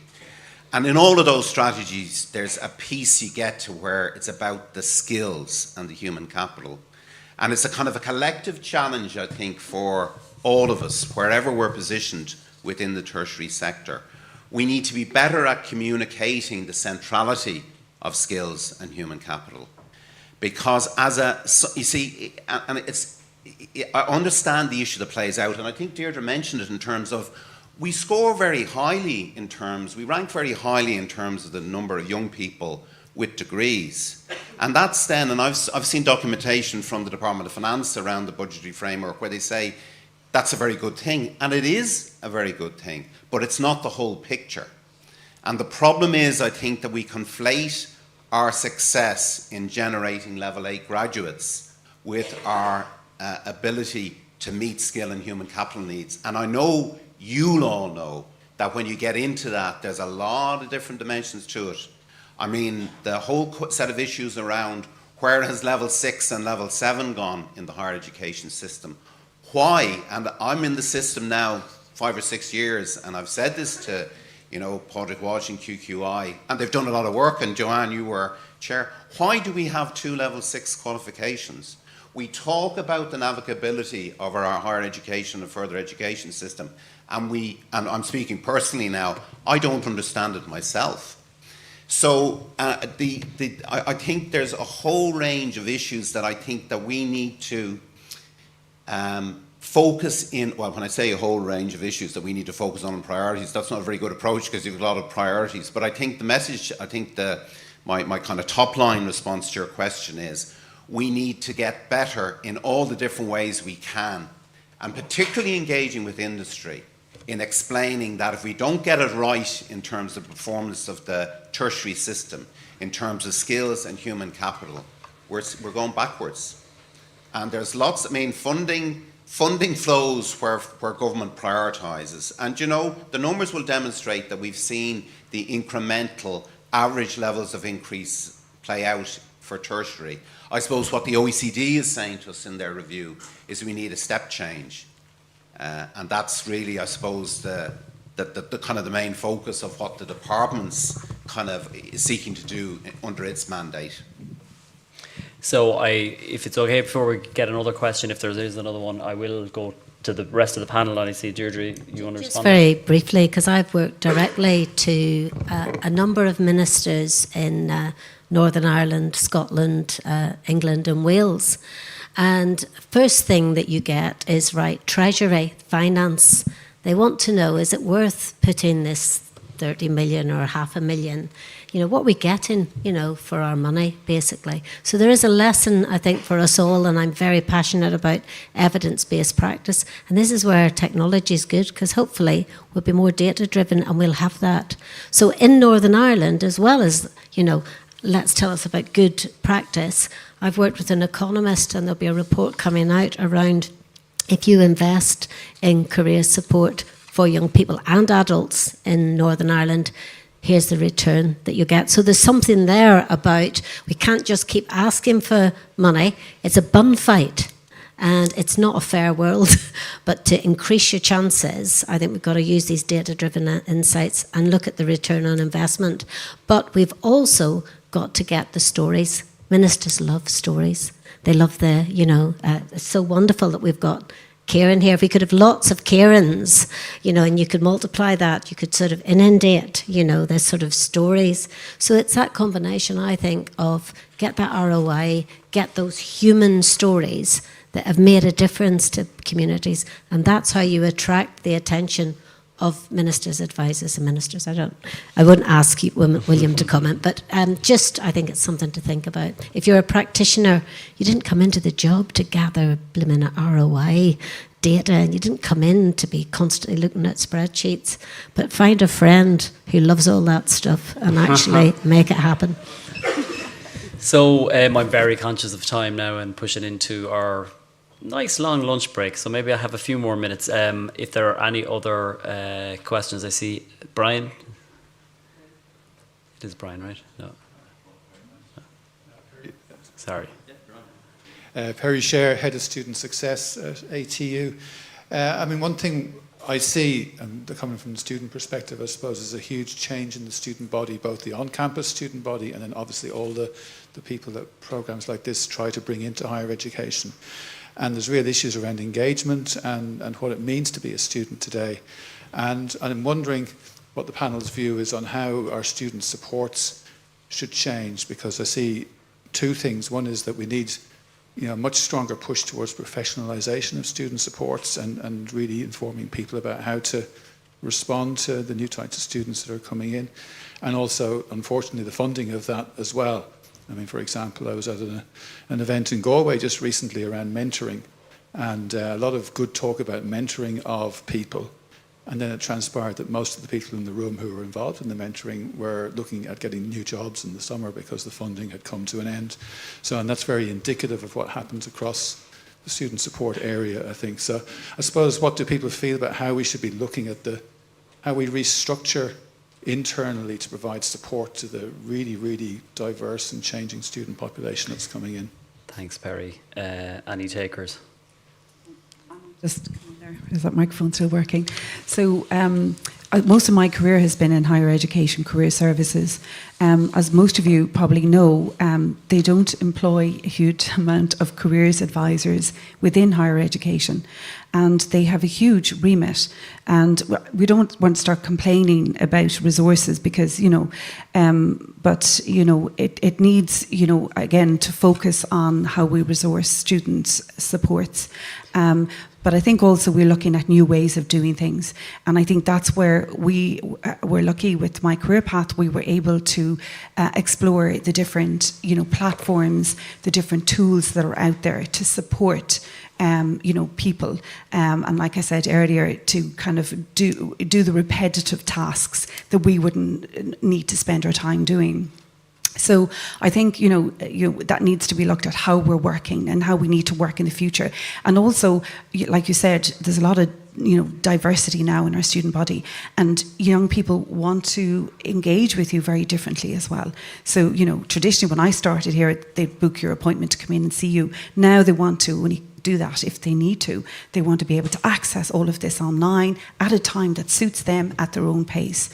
The other thing I would say around our project, that we were lucky that we were able to trial different pathways. So we tried the Strengths Path programme, which was specifically aimed at young people who might feel disengaged from education. And we used a psychometric tool called Strengths. So it was focusing in on people's strengths. What are you good at? Celebrating. It was about positivity and positive psychology.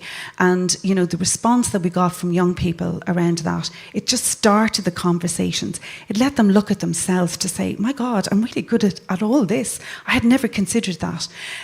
So I suppose that's one good thing about the funding that we had the resources to try and experiment on how we can do these things. So, for example, that Strengths Path programme, it's an online programme. We trained facilitators to use it with their specific groups, so they can use it with their hundreds of learners, this online programme. So that's a new innovative way of doing things and how you can reach more people, and that's where the technology is going to be very useful for us. Thank you.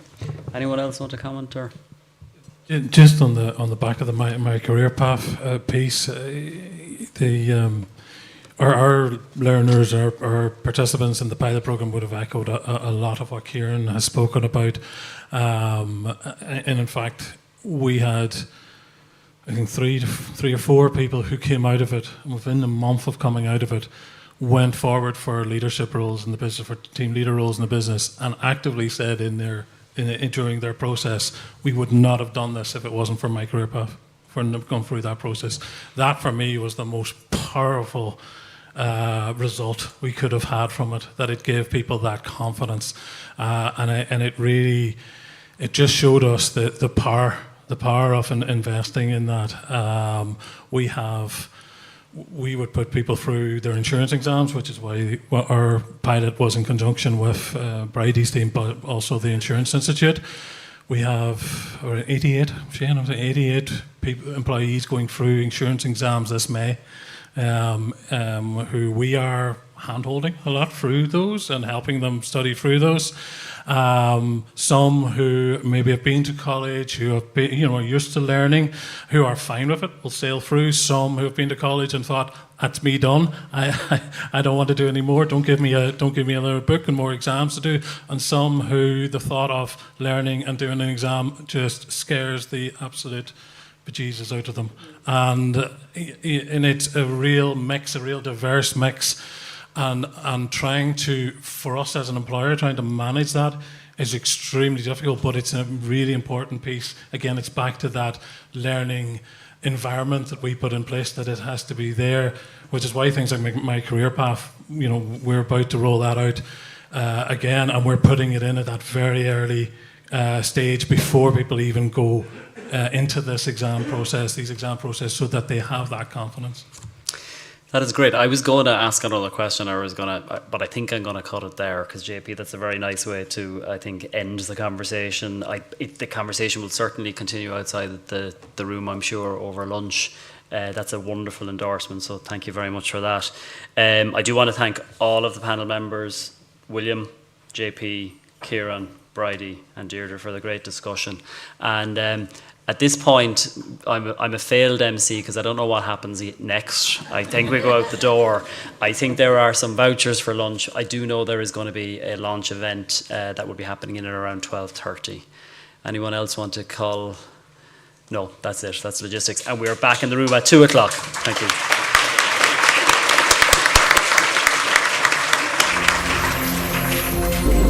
Thank you. Great job. Have some lunch in the lunch. Yeah. stop it. Yeah, yeah.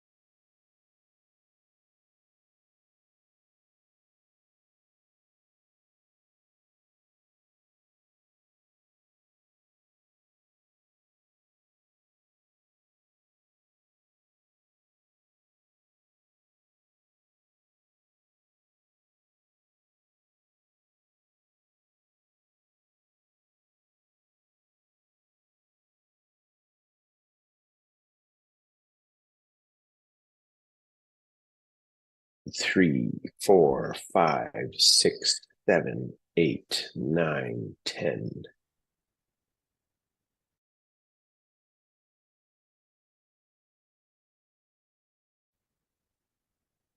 Sure, absolutely.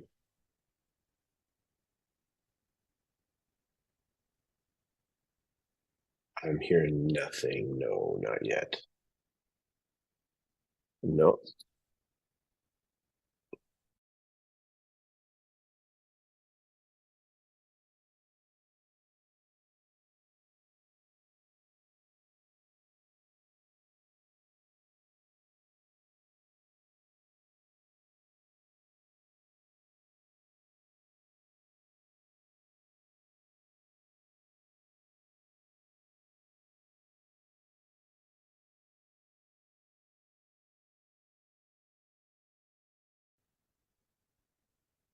Sure.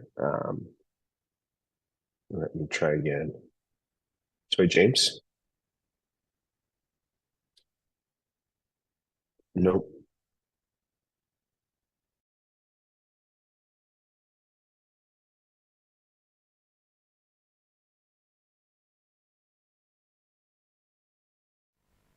Okay, now Georgie.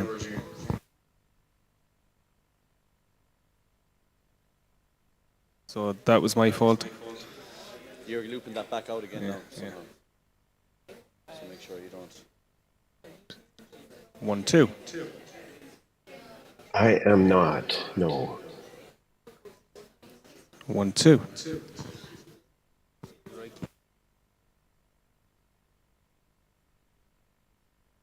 1, 2. 1, 2. 1, 2. It's gone now. 1, 1, 2. 1, 1, 2. I 1, am 1, 2. still not hearing James. No. Let's see.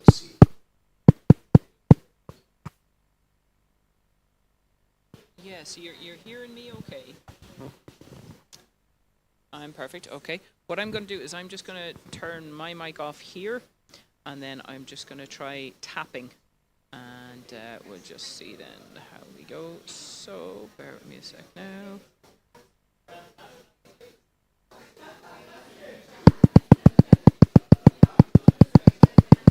You're not hearing a tapping there, no? Okay, bear with me a sec. That's going to the stream now, remember? Yeah.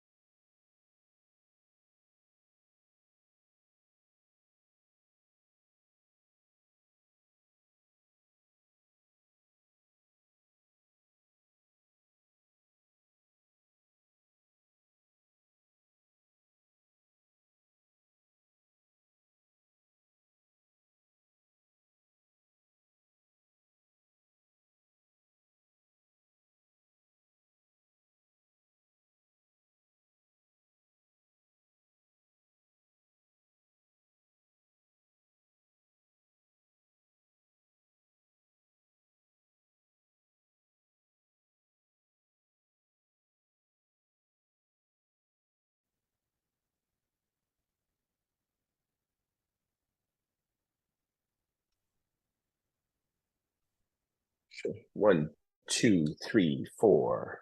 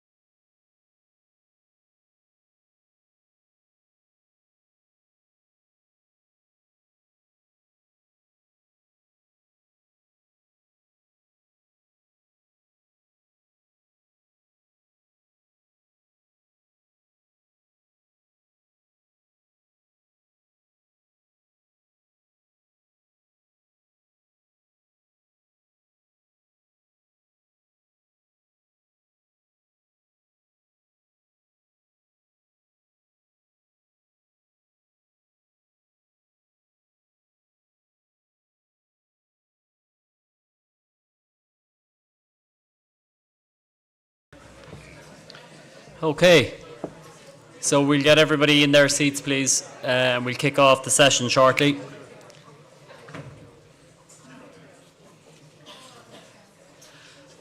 All right, so welcome back, everybody. Hope you had a good lunch break and managed to have a look at the exhibits and the makerspace. So I'm going to hand over now, actually, to Noel Mulkeen, who's going to lead the afternoon session. Noel is the innovation manager with Higher Ed 4.0, and Noel is, I'm sure, a face you know well. So over to you, Noel.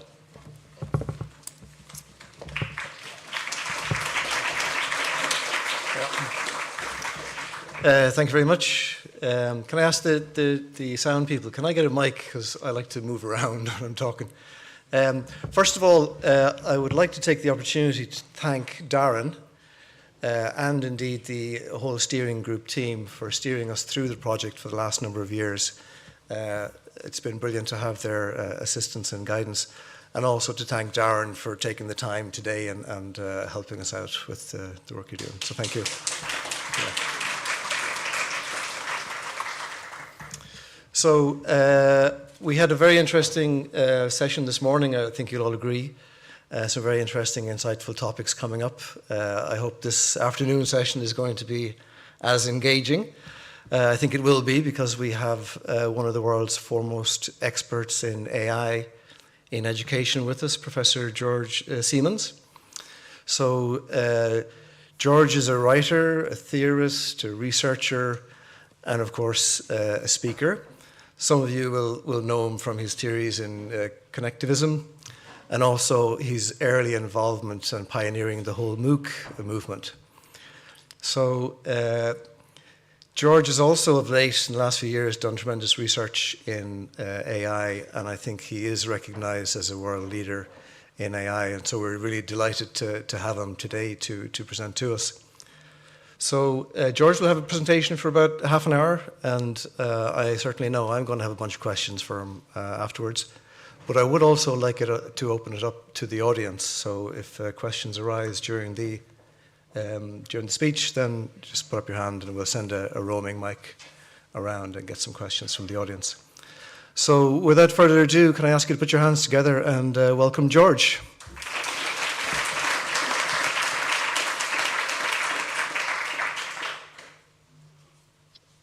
Great. Well, first, thank you very much for this opportunity to spend some time with you as you're doing what seems to be happening globally in campuses around the world, which is beginning to strategize and lay out a path forward for how we, as not just institutions, but as a society, interact with and make sense of what probably can best be described as a type of an alien intelligence. It doesn't quite intersect 100% with how we think and live and learn, but it is certainly a part of our broader cognitive ecosystem. And I'll unpack some of those ideas as I proceed.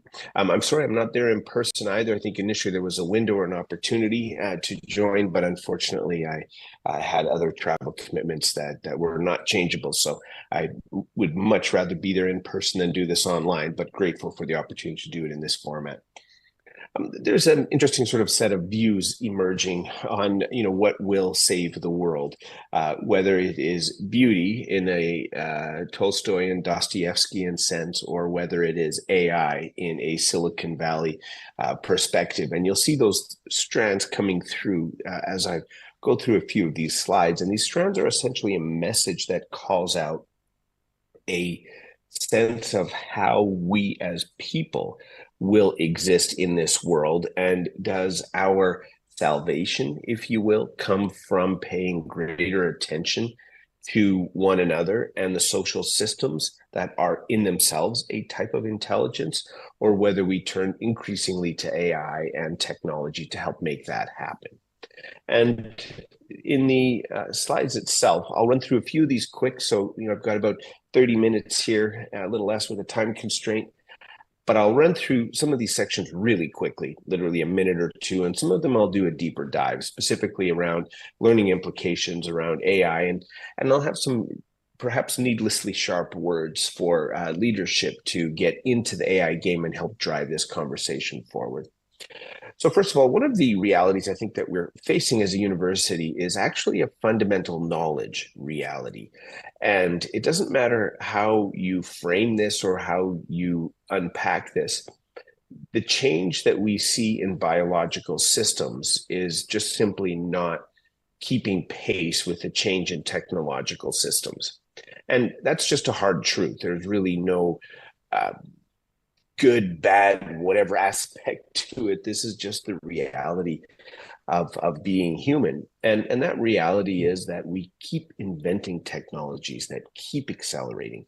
And as these technologies accelerate, we as people become displaced in a certain way from those technologies. We have war-based simulations that can happen from an individual sitting in a computing facility in Tucson while delivering munitions in a remote community somewhere in Africa or the Middle East. We have individuals that are engaging with one another as we are through this synthetic type of a relationship. And this is just a core truth that we've been in this loop for decades and centuries even. And then one of the challenges that arises is that these cultural values that define us are now being sort of defined in different groups than they had in the past. Barry Wellman from University of Toronto many years ago addressed this as the topic of globalization and eventually networked existence, with the core experience being that as we start to become more networked, our geographic community becomes less critical. And if you're at all like me, you likely have some significant relationships with people that you've never physically met. And so coordinating and negotiating this global cultural dynamic is a huge challenge for us as humans to absorb, but also for our knowledge institutions like university. And the final point on this is that the pace of information now so completely exceeds humanity's ability to apprehend it that we're turning to AI and other technologies to make that a reality. So we simply cannot make sense of the world without our advanced technologies, at least the world and the society that we've chosen to create. And we also have the need to make technology central to our evolution as a species, meaning we create problems with technology that we can only solve with more technology. And that puts us in the loop that we're in, which I think is one of the core challenges that universities face, is the technological biological loop, the cultural recoordination that's happening globally, and the rapid acceleration of information quantity. Now, what has been a response from a university end to this kind of rapid complexity has been something that's probably best captured in this one slide. And there's a lot more going on in the university sector than just this slide. But this slide, I think, captures the spirit of it, which is the systems of education that previously have been somewhat self-contained. You know, this is a university. I teach in my classroom. I know my curriculum. I teach my curriculum, has now become an integrated ecosystem of a growing number of startup small tech companies and big tech organizations that are all playing part, from the graduate recruiting experience, admissions, to scientific research, to libraries, to job placement, and so on. So the response to the rapid transition and pace of information by the university, the response has fundamentally been one of distributing itself and relying on a growing series of external partners to help make that the rapid response to these rapid changes around the university. Now, probably of all the trends out there, and this is a potentially controversial space, but from my end, AI is the technology that changes all the other technologies, or what's sometimes classified as a general purpose technology. And essentially what I mean with that is, if I was to look at the landscape of universities today, and even society today, and I'm hardly novel here, but if I was to look at this landscape and I was to say, what is the single biggest impact that we need to make sense of, the single biggest trend that we need to understand because of its short, medium, and long-term impact on the university, I would turn to AI. I know we're facing budget issues, we're facing demographic shifts. There's a number of challenges that confront the modern institution. And none, to my thinking, are more substantive than AI. Now, a reasonable argument could be made for climate change, but for the purposes of now, we're going to stay focused on this topic. And it's hardly new. You have seen this as a thread that has been sort of interwoven with the evolution of society, definitely over the last 70 years, but arguments could certainly be made in the automation of things much longer than that. And if you believe in the ability for systems to capture intelligence, namely a type of an artificial intelligence is an institutional system, a market, capitalism as a framework. We could argue that we've seen this emerge, not embedded in silicon, but embedded in culture that has been a longer term trend. But for our purposes, we're talking about AI that is embedded in algorithms or in machines or technologies that begin to approach human cognitive capabilities. And the growth of this has accelerated over definitely the last 18 months. But it's really what happened isn't that AI accelerated so much, but is that AI escaped the lab and it made it into public discourse. And this happened primarily because of three really big intersecting elements that came together in a fascinatingly intriguing way. One was ImageNet, which Fei-Fei Li out of Stanford had been collecting text image pairings in order to be able to more effectively test algorithms and allow people to train models and evaluate the effectiveness of image recognition with those models. So that was one trend that was happening. She just released her book last year called The Worlds I See. It's a fantastic text. If you haven't, I'd encourage you to skim through it. Very approachable and gives you a nice summary of AI evolution. The second was the algorithm, and this came from AlexNet, which was at University of Toronto, Geoffrey Hinton. And this was basically new models and new approaches of making sense of large quantities of information. So we have huge growth in quality of information, huge growth in algorithmic capabilities, deep learning neural networks, and then this random little company that was somewhat obscure in the chip making space because they focused on GPUs for gaming primarily, called NVIDIA. And today NVIDIA is 100% the central bottleneck in the global AI race. And so these things coming together, data, algorithms, and computation is essentially what's produced the landscape that we're currently in. Now, this landscape is generative AI. This comes from Andrew Ling lecture last year, but he emphasized that the generative AI piece, was this orange bubble you'll see on the right-hand side of your screen, is expected to grow and double, but it shouldn't overlook that the massive growth that we've seen in supervised learning and the way that supervised learning impacts all parts of our daily lives today, that shouldn't be overlooked. So yes, the hot, new, almost sexy technology is valid and valuable, but it's worth emphasizing that there are existing trusted methods, machine learning models and approaches that likely will experience greater growth in the next several year cycle. But the difficulty is when you bring new technologies and intelligence into the world, that ends up being somewhat problematic in that the technology and intelligence does things that the original creator did not envision. And one story is certainly with Geoffrey Hinton leaving Google and warning and saying this stuff is moving too quickly. This stuff is at risk, an existential risk, if you will.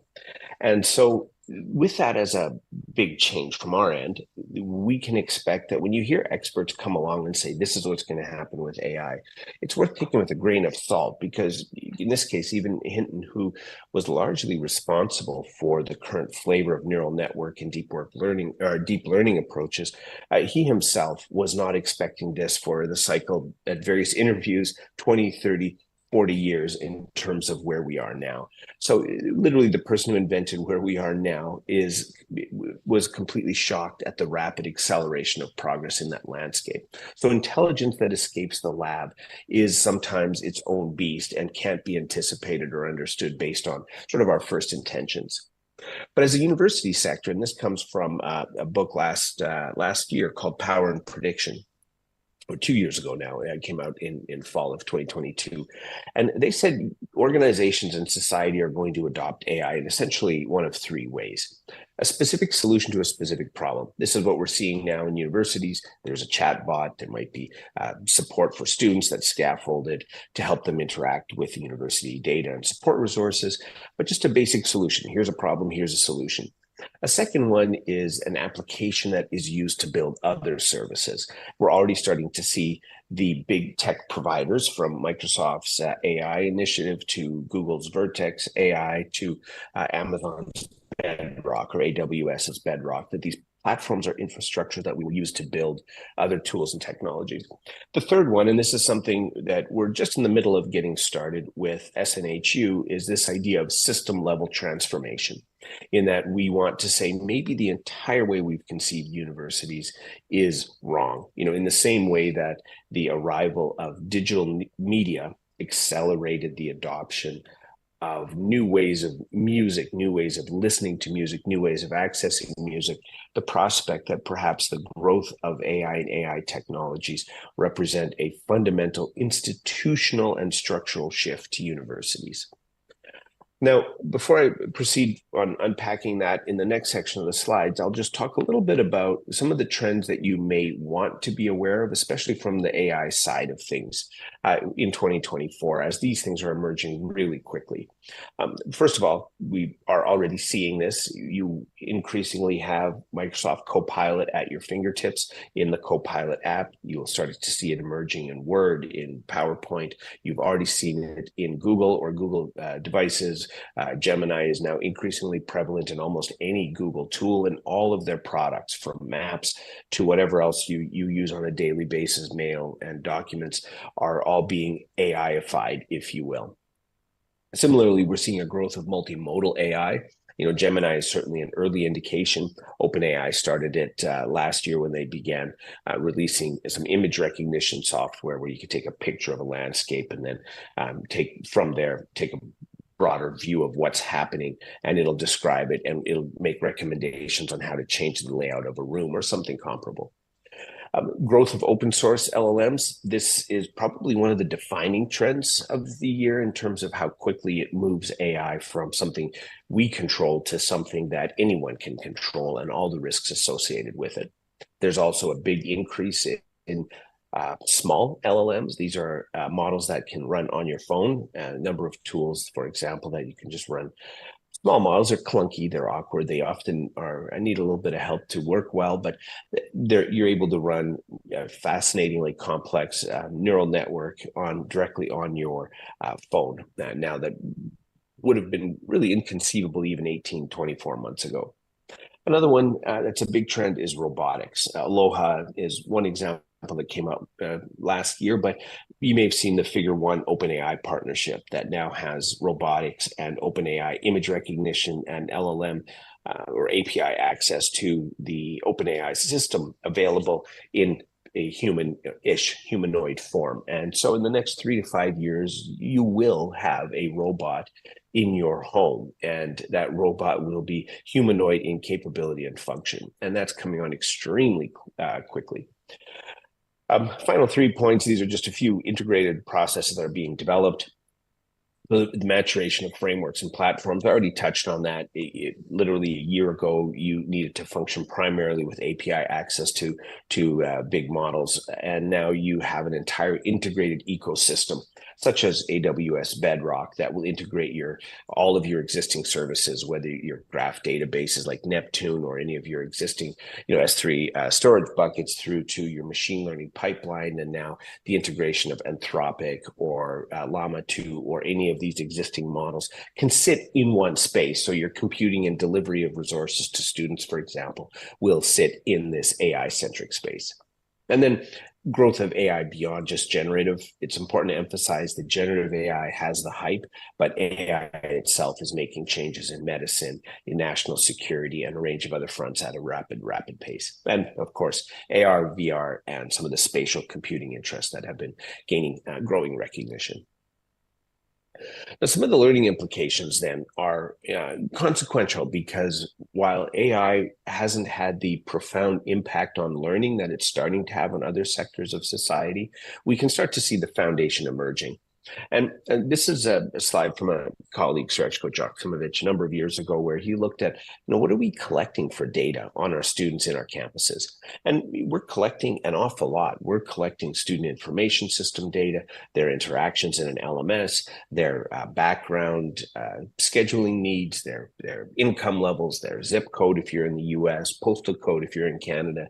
And we're collecting some multimodal data, could be psychophysiological data such as watches, test or experimental data, EEGs. It could be audio, video, gesture, social media, the survey instruments, psychophysiological data, and so on. So the growth of data capture has been enormous in the university sector. And this sequence of data serves as a foundation for us to understand students with all of its ethical implications and questions. And it also serves as a basis for the type of models that we'll be building going forward from a machine learning or an AI perspective. Recently, we had a colleague, Melissa Bond. She led a paper that a group of about 7 or 8 of us did, looking at the growth of AI and the interest in AI in the education sector as it is. And from this report, or this meta-analysis, we found that the interest of applications coming up to ChatGPT was heavily favored in adaptive systems and personalization, and profiling and prediction. Both of these were carryovers from the learning analytics or educational data mining fields, but they represent this rapid increase in sort of core capabilities on how universities think about AI. Then, of course, assessment and tutoring was tied into that as well. But big challenges were presented by these benefits were presented by these technologies, which we were hoping that AI could have a positive impact on learning. It could reduce some of the admin planning processes. It would give us better insight into students, and also hopefully promote more equity. But it came with some pretty significant challenges, largely around the ethics, the technical knowledge, the way that we would develop curriculum, and in many universities, the challenges of our existing infrastructure, which are fairly profound. The research gaps were primarily, and I think appropriately, focused not on the technology itself, but on the ethical, methodological, and the research applications, meaning how is it that we would do a better, more impactful way of helping support students and helping to guide the thoughtful implementation in such a way that it helps humans rather than hinders. Now, with the development of LLMs, though, we've seen a similar overlap of core functionality from previous views of these AI systems. In this case, these LLMs are focused on the same kind of personalization activity that the more legacy AI models had, which was profiling and assessment and support and prediction and feedback and so on. So the new LLM research that's generating momentum actually shares attributes to the problems that the legacy AI models were trying to address or trying to solve. What it does for us, though, is it begins to introduce what I think is an enormously consequential question for universities. And that's, how do we integrate human and machine behavior?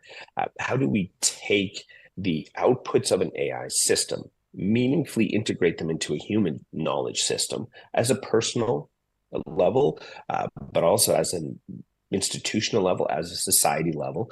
Ours is a future that will increasingly be intertwined with AI and AI technologies.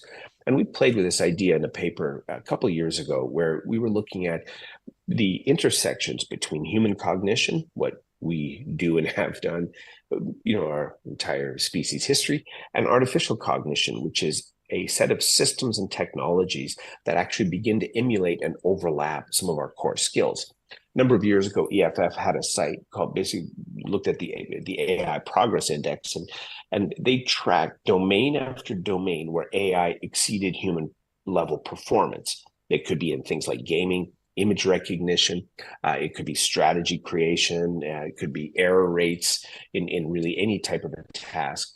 And finding that point after point, these core human cognitive capabilities were being leapfrogged at some point by AI and AI technologies. And so our argument has been, well, maybe we need to zero in on this core sense-making, decision-making, meaning-making nexus that exists between human and artificial cognition. Maybe that's the intended role of a university-level education, is to produce those integration points and that sophistication to manage it.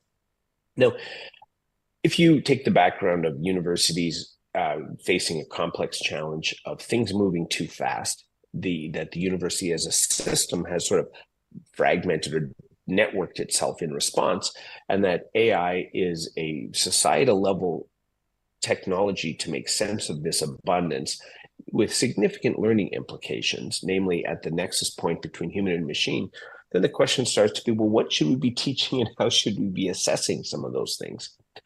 And this is work that a colleague, Vidomir Kovanovic, did, where he started looking at automatic generation of learner profiles that sit at an intersection between knowledge, skills, and attitudes. So basically looking at how do we take and make these competencies effective and impactful. And when you're measuring competencies, I'm talking from an Australian context where I'm dialing in from tonight, or well, your afternoon, I think. And these competencies are basically a level of dimensions that we want students to achieve. Governing boards, academics, industry associations have identified what these competencies are. They've detailed the levels of performance that are required, from basic, novice to up to advanced, or proficient or advanced. And then they list the level of standards that are targeted at each of those levels. And so we have these kinds of infrastructures in countries around the world, certainly had them extensively. Definitely in the medical field and teaching fields when I was in Canada. But these competencies basically are us saying, this is what a student needs to know, and this is what we expect them to be able to do and perform. And one of the challenges is we want to take these competencies, which is what some board or some body has said individuals need to know. And then we want to compare those with what a student knows. So you take the learner profile with the industry needed competencies, as well as the curriculum that we as a university want to teach. And then we want to begin to assess how well are we doing in one part of our intended role as a university, and that is directing and guiding students into the labor market. That's not the only role of the university system, but certainly is one. And when we did some analysis, we found that actually a lot of our skills that we were expected to teach had a really big mismatch in terms of what we were teaching in our courses versus what was required in the labor market. And some of these were well aligned, but some of them had massive variations where we either completely over-taught one domain based on what was required in their work role, or we completely under-taught. And so part of the goal going forward, especially as AI accelerates, is to integrate each of these critical pieces: our learners' knowledge level, the profile, the curriculum that they need to know, and the industry skills that they need. And so that working together, this combination of competency, skills, and attitudes will allow us to develop something closer to real-time curriculum. And we're already starting to see organizations like TechWolf that are building skills inference models, not explicit skills definitions, such as what you might have seen with prior learning assessment and recognition, but something that's a little bit more automated and behind the scenes, what Val Shute used to call stealth assessment, that we're getting an assessment of capabilities through this process of indirectly observing data and data sources. The project we're working on now is exactly what we're doing in that approach. We're taking a series of sources of data, could be from student interaction and learning information system, from interacting with an AI agent, and we're taking that data to build algorithms and then eventually to have some kind of a construct or a cognitive domain so that we can say you're cognitively engaged, not because you have, even observable indicators of engagement, but because a combination of multiple data sources through algorithmic assessment determine that this student has this level of cognitive engagement. Now, there's something dehumanizing in it. I just want to acknowledge that up front. The reason it's important to begin thinking this way is, and I keep emphasizing this, the society we have chosen makes this almost a type of a logical next step. We've chosen certain funding models for universities. We've chosen certain economic frameworks for incentivizing work. And so we need processes that allow us to scale with the complexity of the society and to scale with the sophistication of the technology, our ability to teach and assess.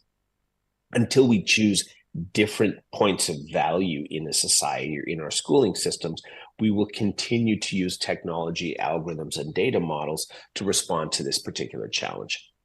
From a pedagogical lens, you're looking also at a growing breakdown of this course structure where everything is more centralized or sequential, and starting to see greater growth in topic areas where there's more network learner-driven knowledge or multi-agent participation in learning. Now, I'm not talking agent like, GPTs. I'm talking agents as in various tools, resources, data sources as students learn, not just the faculty member, not just the course they're learning, but a range of open online courses, YouTube videos, and so on, professional communities where this is an ongoing activity. Now, the challenge then where AI sits, and it would right now say in 2 slides. This first slide is the slide where I'd say we're already there. You can go out today and buy critical AI technologies at each one of these stages, from advising, from support, right through to bringing in underrepresented students, from scaffolding to study habits to guiding their activities and course selections. There's tools available in all of these as of now. The idea of a learner as a co-pilot, never mind Microsoft's app, co-pilot, but a growing number of skill sets where the AI sits as an observing entity guiding and directing students in this regard. And then adaptive feedback, the way that we use different kinds of feedback and feedback technologies to make these things work. Finally, we are also seeing the use of adaptive feedback that's embedded in, as I noted earlier, non-directly testable or observable types of assessment, meaning that it's not just the student that is going through the process of doing something, but the system is observing and guiding the students as they're involved in their learning process. But when you bring it to the next level, I think the question is, what happens if we actually look at the unique nature of AI, not just what AI does from our perspective, but what AI does writ large, and how it might impact the future? And I've touched on these briefly, but expanded literacies, the development of personal learning graphs or learner profiles, rather than transcripts or assessment mechanisms, computed curriculum, this general idea that content is structured and created for students as it's needed, and increasingly the ability to make these types of technologies labor and labor market relevant. Now, one of the difficulties in this conversation is we aren't actually able to get there from here. And I think there's a core reason why that's a challenge for us. And by get there, I mean we as institutions can't get there from here. And there's a number of examples of this where we've had systems that have started to sort of lay out, this is what we want to do with AI, this is how we might want to deploy it, this is who we want to partner with. But in almost all cases, these are small point-based solutions. These aren't broad-scale, systemic attempts to redefine the university. And I would argue a university redefinition process is what's most required. I referenced Fei Li earlier, but this is a critical concept that she's advanced is, if you take all the university compute power and resources today, could they actually train something like ChatGPT? It's not just a technological problem, though. It's a vision and a will problem. When in her statement, and she's better equipped than pretty much anyone in the world to make these kinds of assessments. The first reaction she said when she first saw it was this should be the biggest moment in the education sector. And yet, we're about 18 months later, and we've seen very little focused university response. And so I'll make some provocative statements on why this is the case. And I'll basically say that I think there's a problem with our university leaders not driving the vision and almost incorporating what's happening externally in AI, and rather than thinking through and sort of defining and creating our own vision. In many cases, we don't have institutional capacity and we're not funded well enough for this kind of work. Similarly, our technology infrastructures are being modernized, but they still lag. And most organizations don't have a modern data infrastructure that will be the foundational premise for this AI and related AI work. And a couple of quick examples would be, traditional platforms on premise like Blackboard, WebCT, and so on, for those of you that recall those from 20 years ago. We had a shift to cloud-based learning, which produced new successes, namely Canvas and a few others. And now we're starting to see the early stages stages of an AI first type of tool set for learning beginning to emerge. And that reflects a bit of what Josh Bearson has articulated as a key need for the university sector, which is that we have to pay much more attention to the quality of the modern tech platforms and what those tech platforms end up looking like. And so we're in the midst of this cycle of change. That means it's not just that AI that we're going to bring in, it's that our technology platform and our technology infrastructure itself needs a complete revision. Let me just start here again, sorry.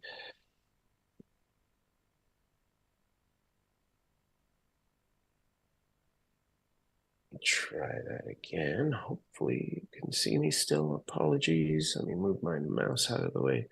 All right, you should see us. So point is, we are at a place where our technology infrastructure and our tool sets and our institutional response needs to be rethought. And if you think bringing AI into the university broadly is a solution, it might be in some ways, but for most universities, especially those that haven't undergone a rapid period of platform revitalization or reinvestment and aren't already turning their attention to sort of modern data architectures, are going to find very quickly that AI isn't quite the friend it's expected to be. It'll actually reveal a significant number of internal weak points. So one of the questions I have then, and is what is it that AI will do for us? Is it, what is it that we should be teaching, and how should we be teaching it? In some ways, is it awakening us to our human condition? Right? We've been happily, arrogantly the most intelligent species, we like to think, on the planet. Is that actually still true? And are we the last generation smarter than our technological systems? And I think in some cases, when we're confronted with that, there's this existential question that arises. And I think it's caused a lot of us to turn our attention and say, well, is our focus on the right thing? Like, should we be, instead of teaching just knowledge, should we be teaching the human condition and human beingness, if you will? And that's a growing set of questions that are being raised around if the technical skills and even our discrete knowledge skills, like the things if AI knows them better, faster, it's more readily retrievable, maybe our humanity starts to become the most important point of focus. And this is a growing area of focus in academic and popular press publications that are starting to raise a question about ways of being in our humanity as a core outcome, and questions around what we should be teaching, from things like AI literacy to systems change to, collaborating with non-human intelligence, mental health, self-support, sense-making, wayfinding, states of being, beingness, and so on. So I think the technology question in some ways is one of the more readily answered ones because it fits into a complicated domain. And a complicated domain are things that we can find a solution to. And we sometimes need to follow a sequence of steps, but there's a certain way of doing it and a right way of doing it generally. Namely, how to buy and secure the right technology to help your university have the impact it needs. Complex technologies or complex processes are different in that not everything has a place and not every outcome is predictable because it's a series of interacting elements with agents that each have their own agency. And that produces anticipated or unanticipated results sometimes.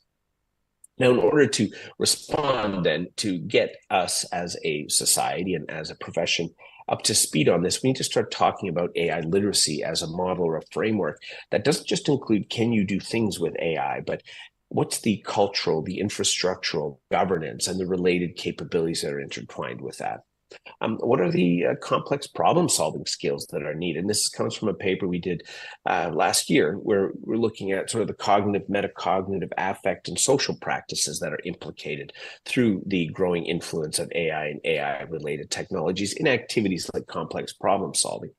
And so I'll finally rest on this slide again and make it more of a call to focus on, because we do have this return to our humanity, the core of who we are and how we exist, that seems to be growing in our awareness that the society we've created, the technological basis that we're moving forward on, may not be the one that's most beneficial for us as individuals or even us as a species.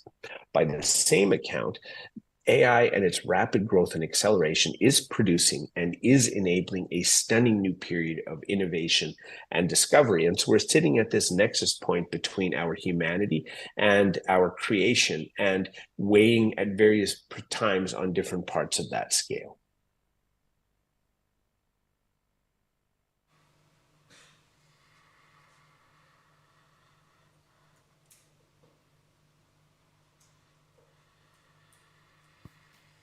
George, are you done? I'd like to think I'm done talking now.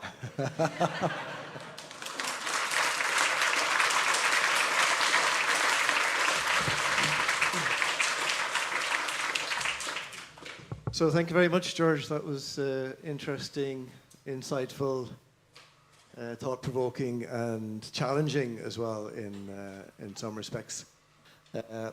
I'm glad you finished off with the first slide last, because that addresses my first question, which is about saving the world.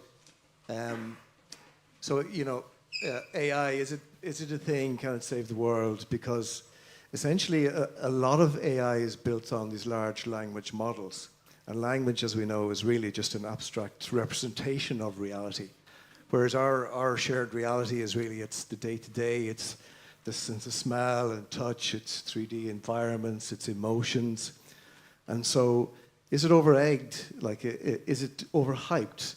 Because how can it help us to address more core fundamental human problems when it's just operating at a language level, if you will?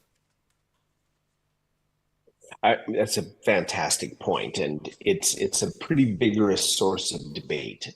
There are people who are well informed in this domain, such as Jan LeCun, who is the head of AI at Meta, and he was one of the critical early contributors in using OCR and image recognition through neural networks early on, 30 years ago. And he himself has said that large language models are actually an off-ramp on the road to artificial general intelligence. And for probably exactly the same reasons that you're saying, which is the abstract specific focus on just words. And in some ways, depending on how things have been tokenized, it really is at a basic level, the attempt to anticipate what the most suitable next word is. Now, we do that when we talk, right? When I'm like right now, my brain is busy trying to figure out the next word I'm going to say. But and there are some capabilities of some emergent properties, which came out of a paper that was led by Microsoft Labs about a year ago called Sparks of AGI, where they were asking this question. But by and large, it seems that until AI has a body, which with the Figure 1 and Aloha and other examples, it is getting in the form of robots, until AI has a diverse sense of smell. As people, we're not just word users. Our choice of words are a function of a touch, sense, smell, a lot of the things that you're addressing. So I think, no, LLMs are not the path to AI writ large, even generative AI. There's a lot of additional AI work in certainly the medical field that may have a much bigger impact on our humanity than LLMs have.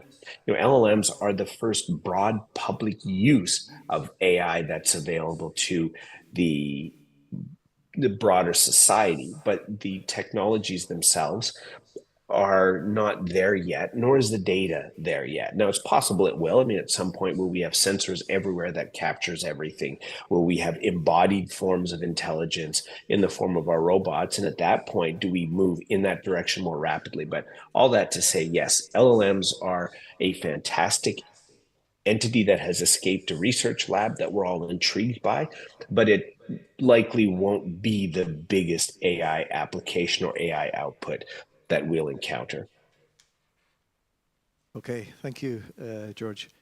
Can you kind of bring that down a level for us and tell us how students are using AI, how academics are using AI, how higher education institutions are using AI today? If you can name specific examples, even products, just to connect those two, that would be brilliant. Yeah, sure. A lot of products coming on the horizon. So I'll give you an example. SNHU has a sort of a reminder agent called Penny that reaches out to students and provides a bit of support and reminds them of schedules or activities that they have going on. And that's having a big impact. And in a big system like SNHU, 250,000 students, if you move and have a 1% reduction in attrition, that's a tens of millions of dollars solution for the university, never mind the student themselves, who actually have a better chance of academic success and so on. So it's just a simple example of Penny as a bot.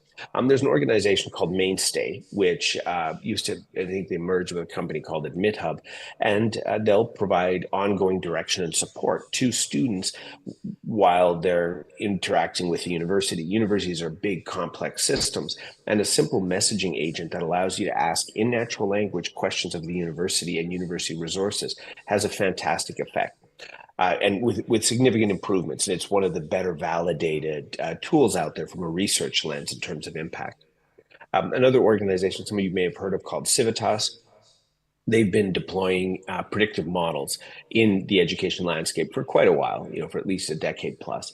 And one of the outcomes that they're finding is that better predictive models of student success helps universities to more readily intervene. So in this case, it's not an LLM doing the work.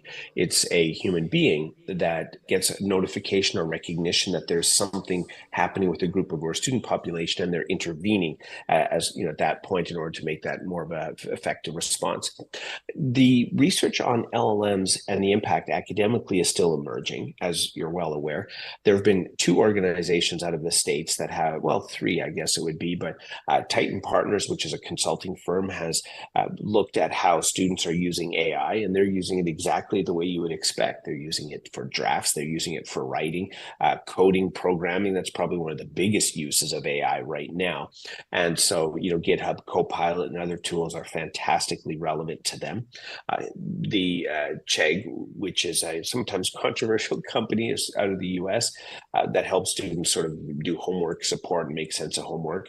They're deeply embedded in the AI landscape. They're working with LLMs and a company called Scale AI to build out their functionality. And they're just using it for better support to students, knowing your students better, intervening with those students more effectively, and more rapidly.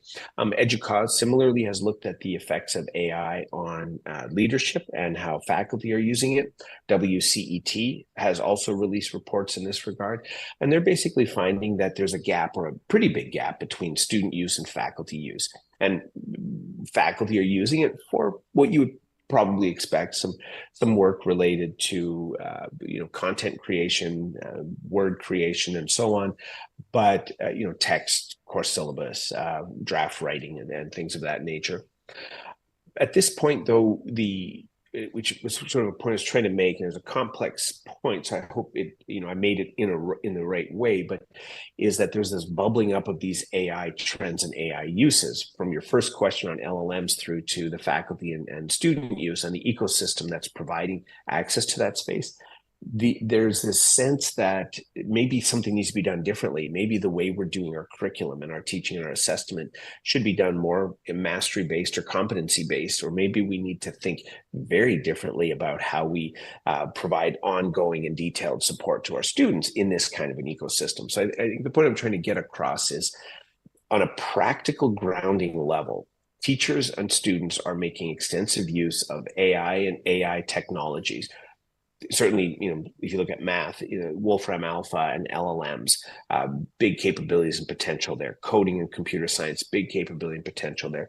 Language and brainstorming and idea generation. And with the growth of GPTs as a sort of shareable discrete tools, which could be an early indicator of agents, we're seeing big potential there. So at every level, every part of your workday, from writing an email through to drafting a paper, through to analyzing a data set, they're all now AI-ifiable, if you will. Students, though, as I noted from the EDUCAUSE and WCET reports, are both indicating much higher levels of adoption and use than faculty are. And much of the use isn't sophisticated in terms of emergent trends. And what I mean by that is we all know ChatGPT. We're all beginning to experience Gemini in our Google suite. But the use of sort of domain-specific technologies or more sophisticated prompt prompting mechanisms, or even emerging LLMs that are gaining recognition, such as the Cloud 3 release last week. There's a bit of a gap between what faculty are using versus what is current state of the art or frontline methods and techniques. And that, I guess, ties a little bit to the literacy point I raised earlier. Okay, yeah, thanks, George. Just one quick fire question for you before I hand it over to the audience. You had a challenging slide, I think, for management and leadership. And so the question is two-part questions. If I'm a skeptical leader and I adopt the attitude, okay, I'm going to wait and see, where would you expect my institution to be positioned in, let's say, 3 to 5 years? And conversely, the second part of the question is, if I'm all in, if I'm an accelerationist, and I want to start now, what's the top 3 things I should do today to get the journey started?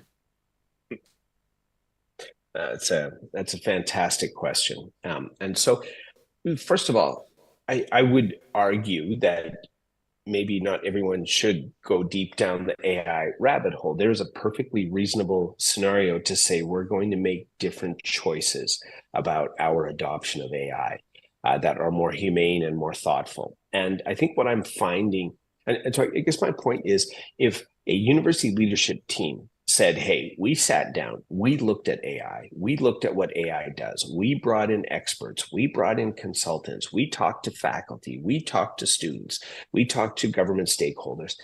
And then we looked at all of this and we said, you know what? This is nonsense. This is not a world I want to inhabit. And these are not ways that I want to build the system. Great. I'm not seeing that, though. That's an intentional, scientific, thoughtful, detailed exploration of what many of the biggest philosophers and tech companies are supposed to say this, but members of society, growing number, seem to say is the defining moment in human history. Stuart Russell's talk on exactly this. It's the biggest idea in history that we're grappling with. So if a leader, university leader says, and a leadership team says, you know what, no, we're not doing this AI thing, and here's why, I'd say I respect that. That's a bet, just like another university that goes all in is making a kind of a bet. The difficulty is I'm not seeing either. I'm not seeing the intentional, we're not doing it because it doesn't align with our values. And I'm not seeing the intentional, we're all in because it aligns with our vision of the world. So it's just, I probably the best way to say it is I would like intentional planning around the use or decision not to use AI writ large in the university sector. Why do you think but to finally get to your question, sorry. That's I would argue that discrete change is easier to manage. Meaning, if we had one impact that somebody said as a dean or a chair level, it's like how universities function. You know this better than I do, but you can't come up from a university president's level and have somebody sell you an entire AI infrastructure, but you can buy a chatbot. So we are seeing small scale solutions like that made at a chair, a dean's, a provost, and a CTO level, but the visioning we're not seeing. And I think the visioning may be a little bit of a wait and see mindset. It may be a bit of an intimidation mindset. It may also be a relation to how much are people doing with AI on a daily basis, meaning senior leadership is often tied up with a lot of government related responsibilities, financial responsibilities. The time to stop and say, this is a really, really big thing, let's figure it out. There's just not enough room in the schedule for most leaders to make that kind of a decision happen.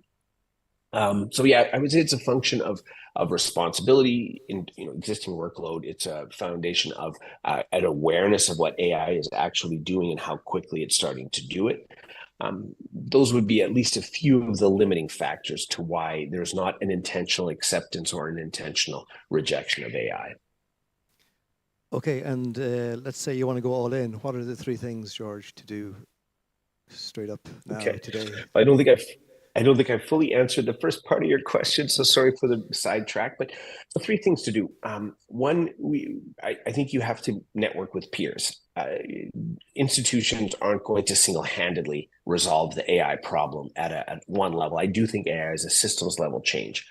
I think it changes much of what we're doing practice-wise. But I definitely say network with peers around shared AI projects. We have an event we'll announce at ASU GSV in about 3 weeks' time, which is a global data consortium to help universities network to build institutional capabilities to work with AI. And it's a nonprofit, but to work with data so that they can build their capabilities in that area. So I definitely say that's baseline, is start connecting institutions as a leader.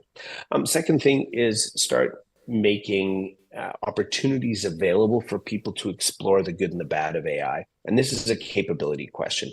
This is a core literacy, data / analytics / algorithm / AI question, but also it's a question of how and when and why do you use AI and what are the implications of that? So it's fundamentally an institutional capability thing to look at. The third thing I would look at is the tech and data infrastructures. You can go hard on AI right now, but if you don't have the right infrastructure to serve real-time interventions to students who exhibit certain misunderstandings in online environments, you've built a fantastic Ferrari, but you have no engine in it, right? You've got Flintstone pedals in it. So I think those would probably be the first three quick things I'd encourage institutions to do. To your other question, what will an institution that doesn't adopt the AI route look like? If they're thoughtful and intentional about it, they could be a very humane, centered, connected to nature, connected to self, connected to humans kind of an institution, which is probably what we need. If, on the other hand, they just bumble their way through and don't intentionally reject AI, or at least minimize their adoption of AI, I think they, as an institution, will increasingly become mismatched, because a university, in my argument, that deeply values the capabilities of AI and the needs for humans, the development of learner profiles and labor market tracking and adaptive and computed curriculum could result, I would expect, in a dramatic improvement in student performance, student engagement, student support, where a lot of what we do grunt work now as a student in terms of our learning and managing our schedule and figuring out what we need to do next and finding resources. A lot of that right now is a distracting and a barrier to the university experience. If we can make AI a co-thinker, a co-learner with a student that guides and supports her in her journey, that's going to be a profoundly different and I hope more supportive experience than one at a university that has chosen not to adopt AI. So those systems that don't, unless they intentionally focus on human development, will become increasingly mismatched with the capability of the broader sector. No different, I would argue, than what happened with online and digital learning. A lot of universities decided not to invest in online learning because, well, we didn't see the internet coming for 25 years. And when COVID hit, when related technology started to advance, they didn't have the infrastructure. They pay in the US 40 to 60% of their tuition to work with an OPM to get into the digital learning space because they didn't plan. And so in the next 5 years, there will be universities paying unreasonable amounts of money to get into the AI game because they didn't get into it now. Yeah. Okay, thanks, George. We're running quite a bit over time, but I do want to turn it over to the audience for a couple of questions if we have anyone. Here we go.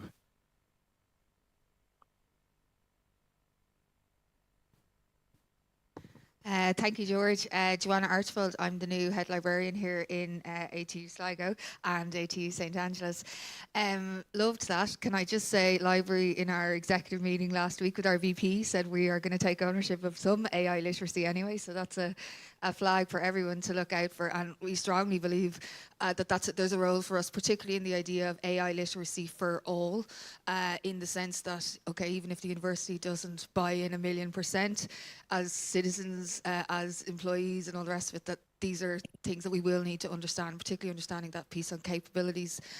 There's loads of stuff you talked about that I'd love to talk to you about, but can I kind of pull back to, and you've repeated it twice, the phrase about technology that escaped the lab, and you know that when OpenAI put this out there, the big question, it was kind of like that they hit the red button, and probably some of the reason they did it was because they wanted more feedback on what they had built, if you like, and that kind of public feedback kind of helped them. So one of my questions for you was, given that we know there's still significant problems even with the LLMs in terms of accuracy, in terms of the quality of the data, in terms of any transparency about how they've been trained, blah, blah, blah, would you have hit the red button right now is kind of my question. And secondly, then, thinking about where we are with a lot of proprietary systems, we have got some open source systems, but for a university, and particularly in the European context, we are the new, I'm not sure if you're familiar or with it, the new AI legislation from the European Union, which is kind of the other side of the coin to the GDPR legislation, which, you know, if you're a data controller, there's a huge amount of responsibility.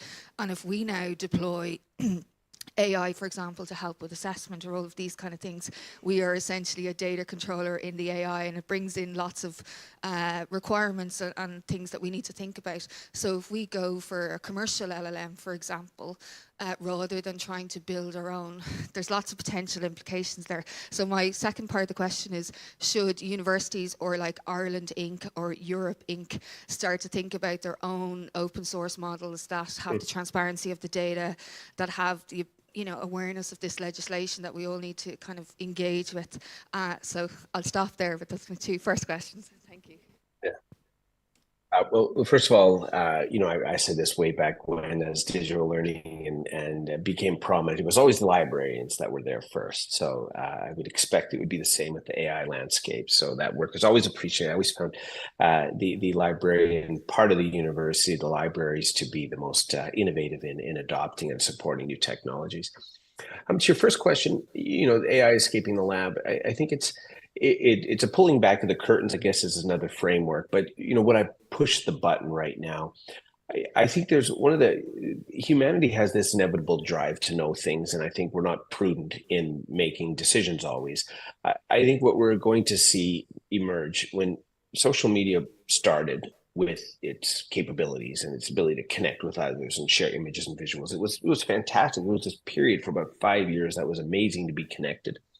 Social media now is toxic to almost every population or every user, and the mental health concerns of certainly young women on Instagram, the mental health concerns and the challenges in social gaming communities are enormous, and the list goes on.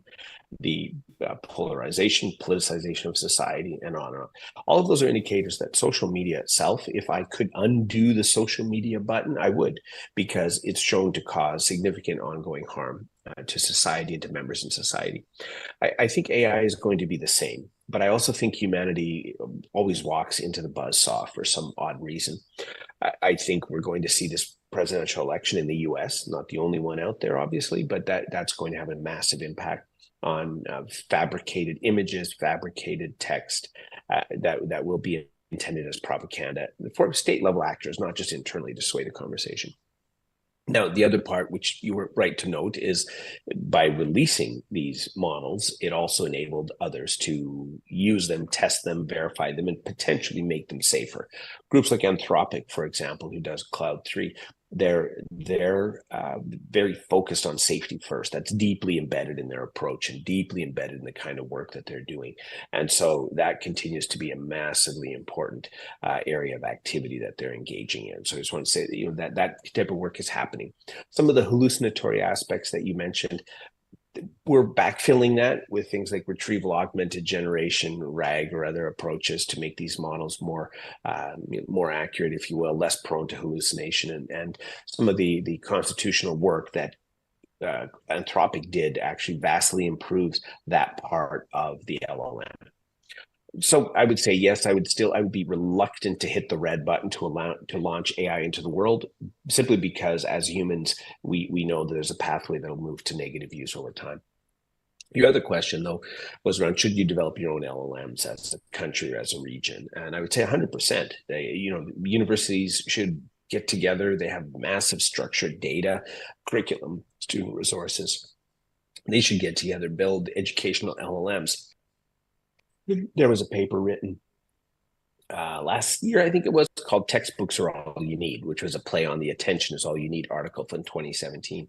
And they basically emphasized quality data mattered a lot. And I think universities could produce outstanding open models, or even begin to use some of the prominent open models, such as Mistral or Llama 2. Llama 3 is expected shortly as well. So yes, you should use and adopt and fine tune existing open source LLMs, or build your own, even though the compute costs for that can depend depending on what you're doing, can be in the tens of millions, if not hundreds. So I think we have time for one more question. Gavin?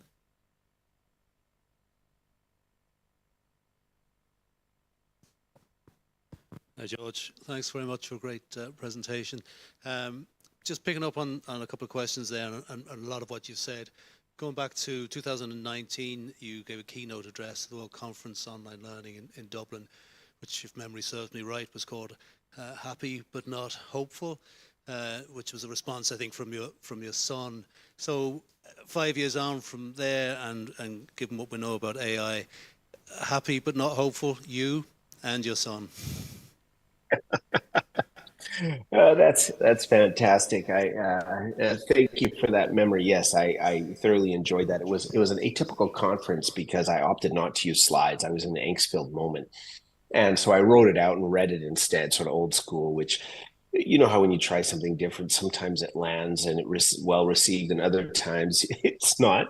I don't know if that one was terribly well received, but nonetheless, I genuinely appreciate you bringing that up. That's yes, lots of affection for that. I think I'll let you know my son is moving to hopeful. I think, and the way he got to hopeful was he finished his computer science degree with an AI specialization. So one way to get more hopeful is to get in the arena, and instead of standing outside of it and watching the game be played. So just a quick update: he is happy and sort of hopeful.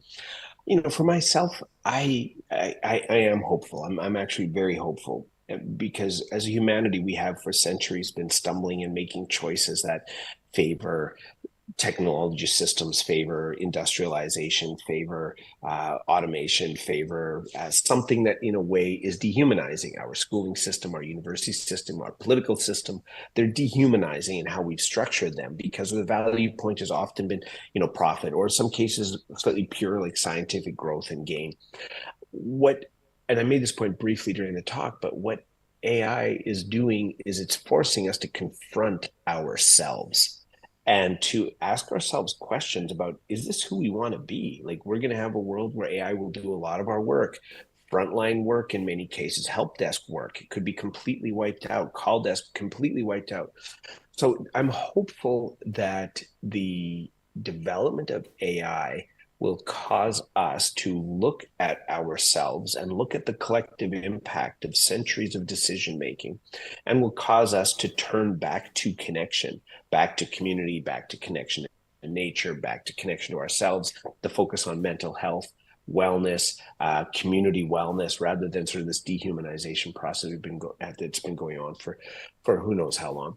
So yes, the short version is that as AI does more of what occupies so much of our time today, which is serve the existing systems that have been created, I'm hopeful that we will be more intentional and thoughtful in creating the kind of world that we want to be a part of going forward. Thank you, George. Just before I hand back to Darren, I'd just like to say a big thanks, George, for sharing your knowledge and your insights and your thoughts today. And I think we should give George a round of applause. Thank you.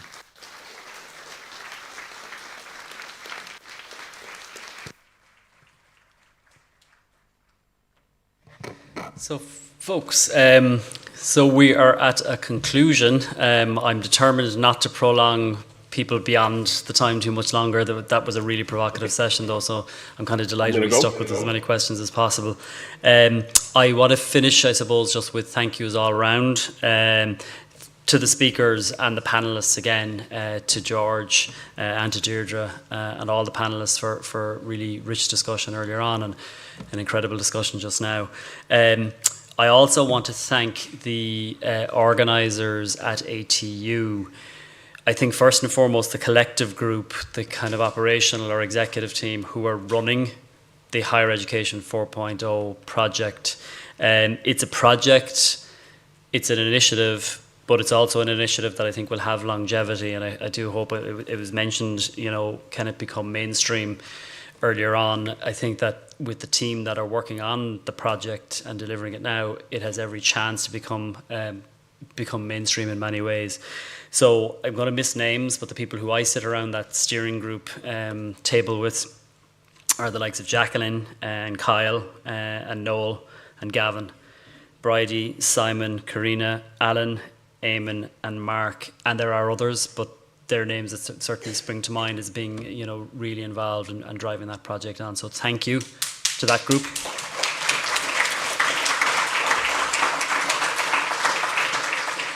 And one of the initiatives coming from the project is this event. This event, which I think it's fair to say is a big undertaking. It's a multimedia event with people dialing in, with live streaming, as well as people being here in person. So a really big thanks to the team responsible. There are nameless people out there who I don't know. I do know the two people directly involved in coordinating at my end would be Bridie, and in particular to Anya Friel, just for the really hard work. I know I'm missing other people, so let through those two names cascade the thanks out to everybody else. But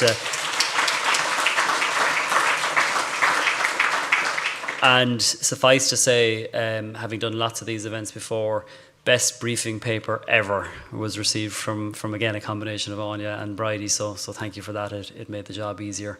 So with that, I think unless we've got any objections, we will close the meeting. Thank you.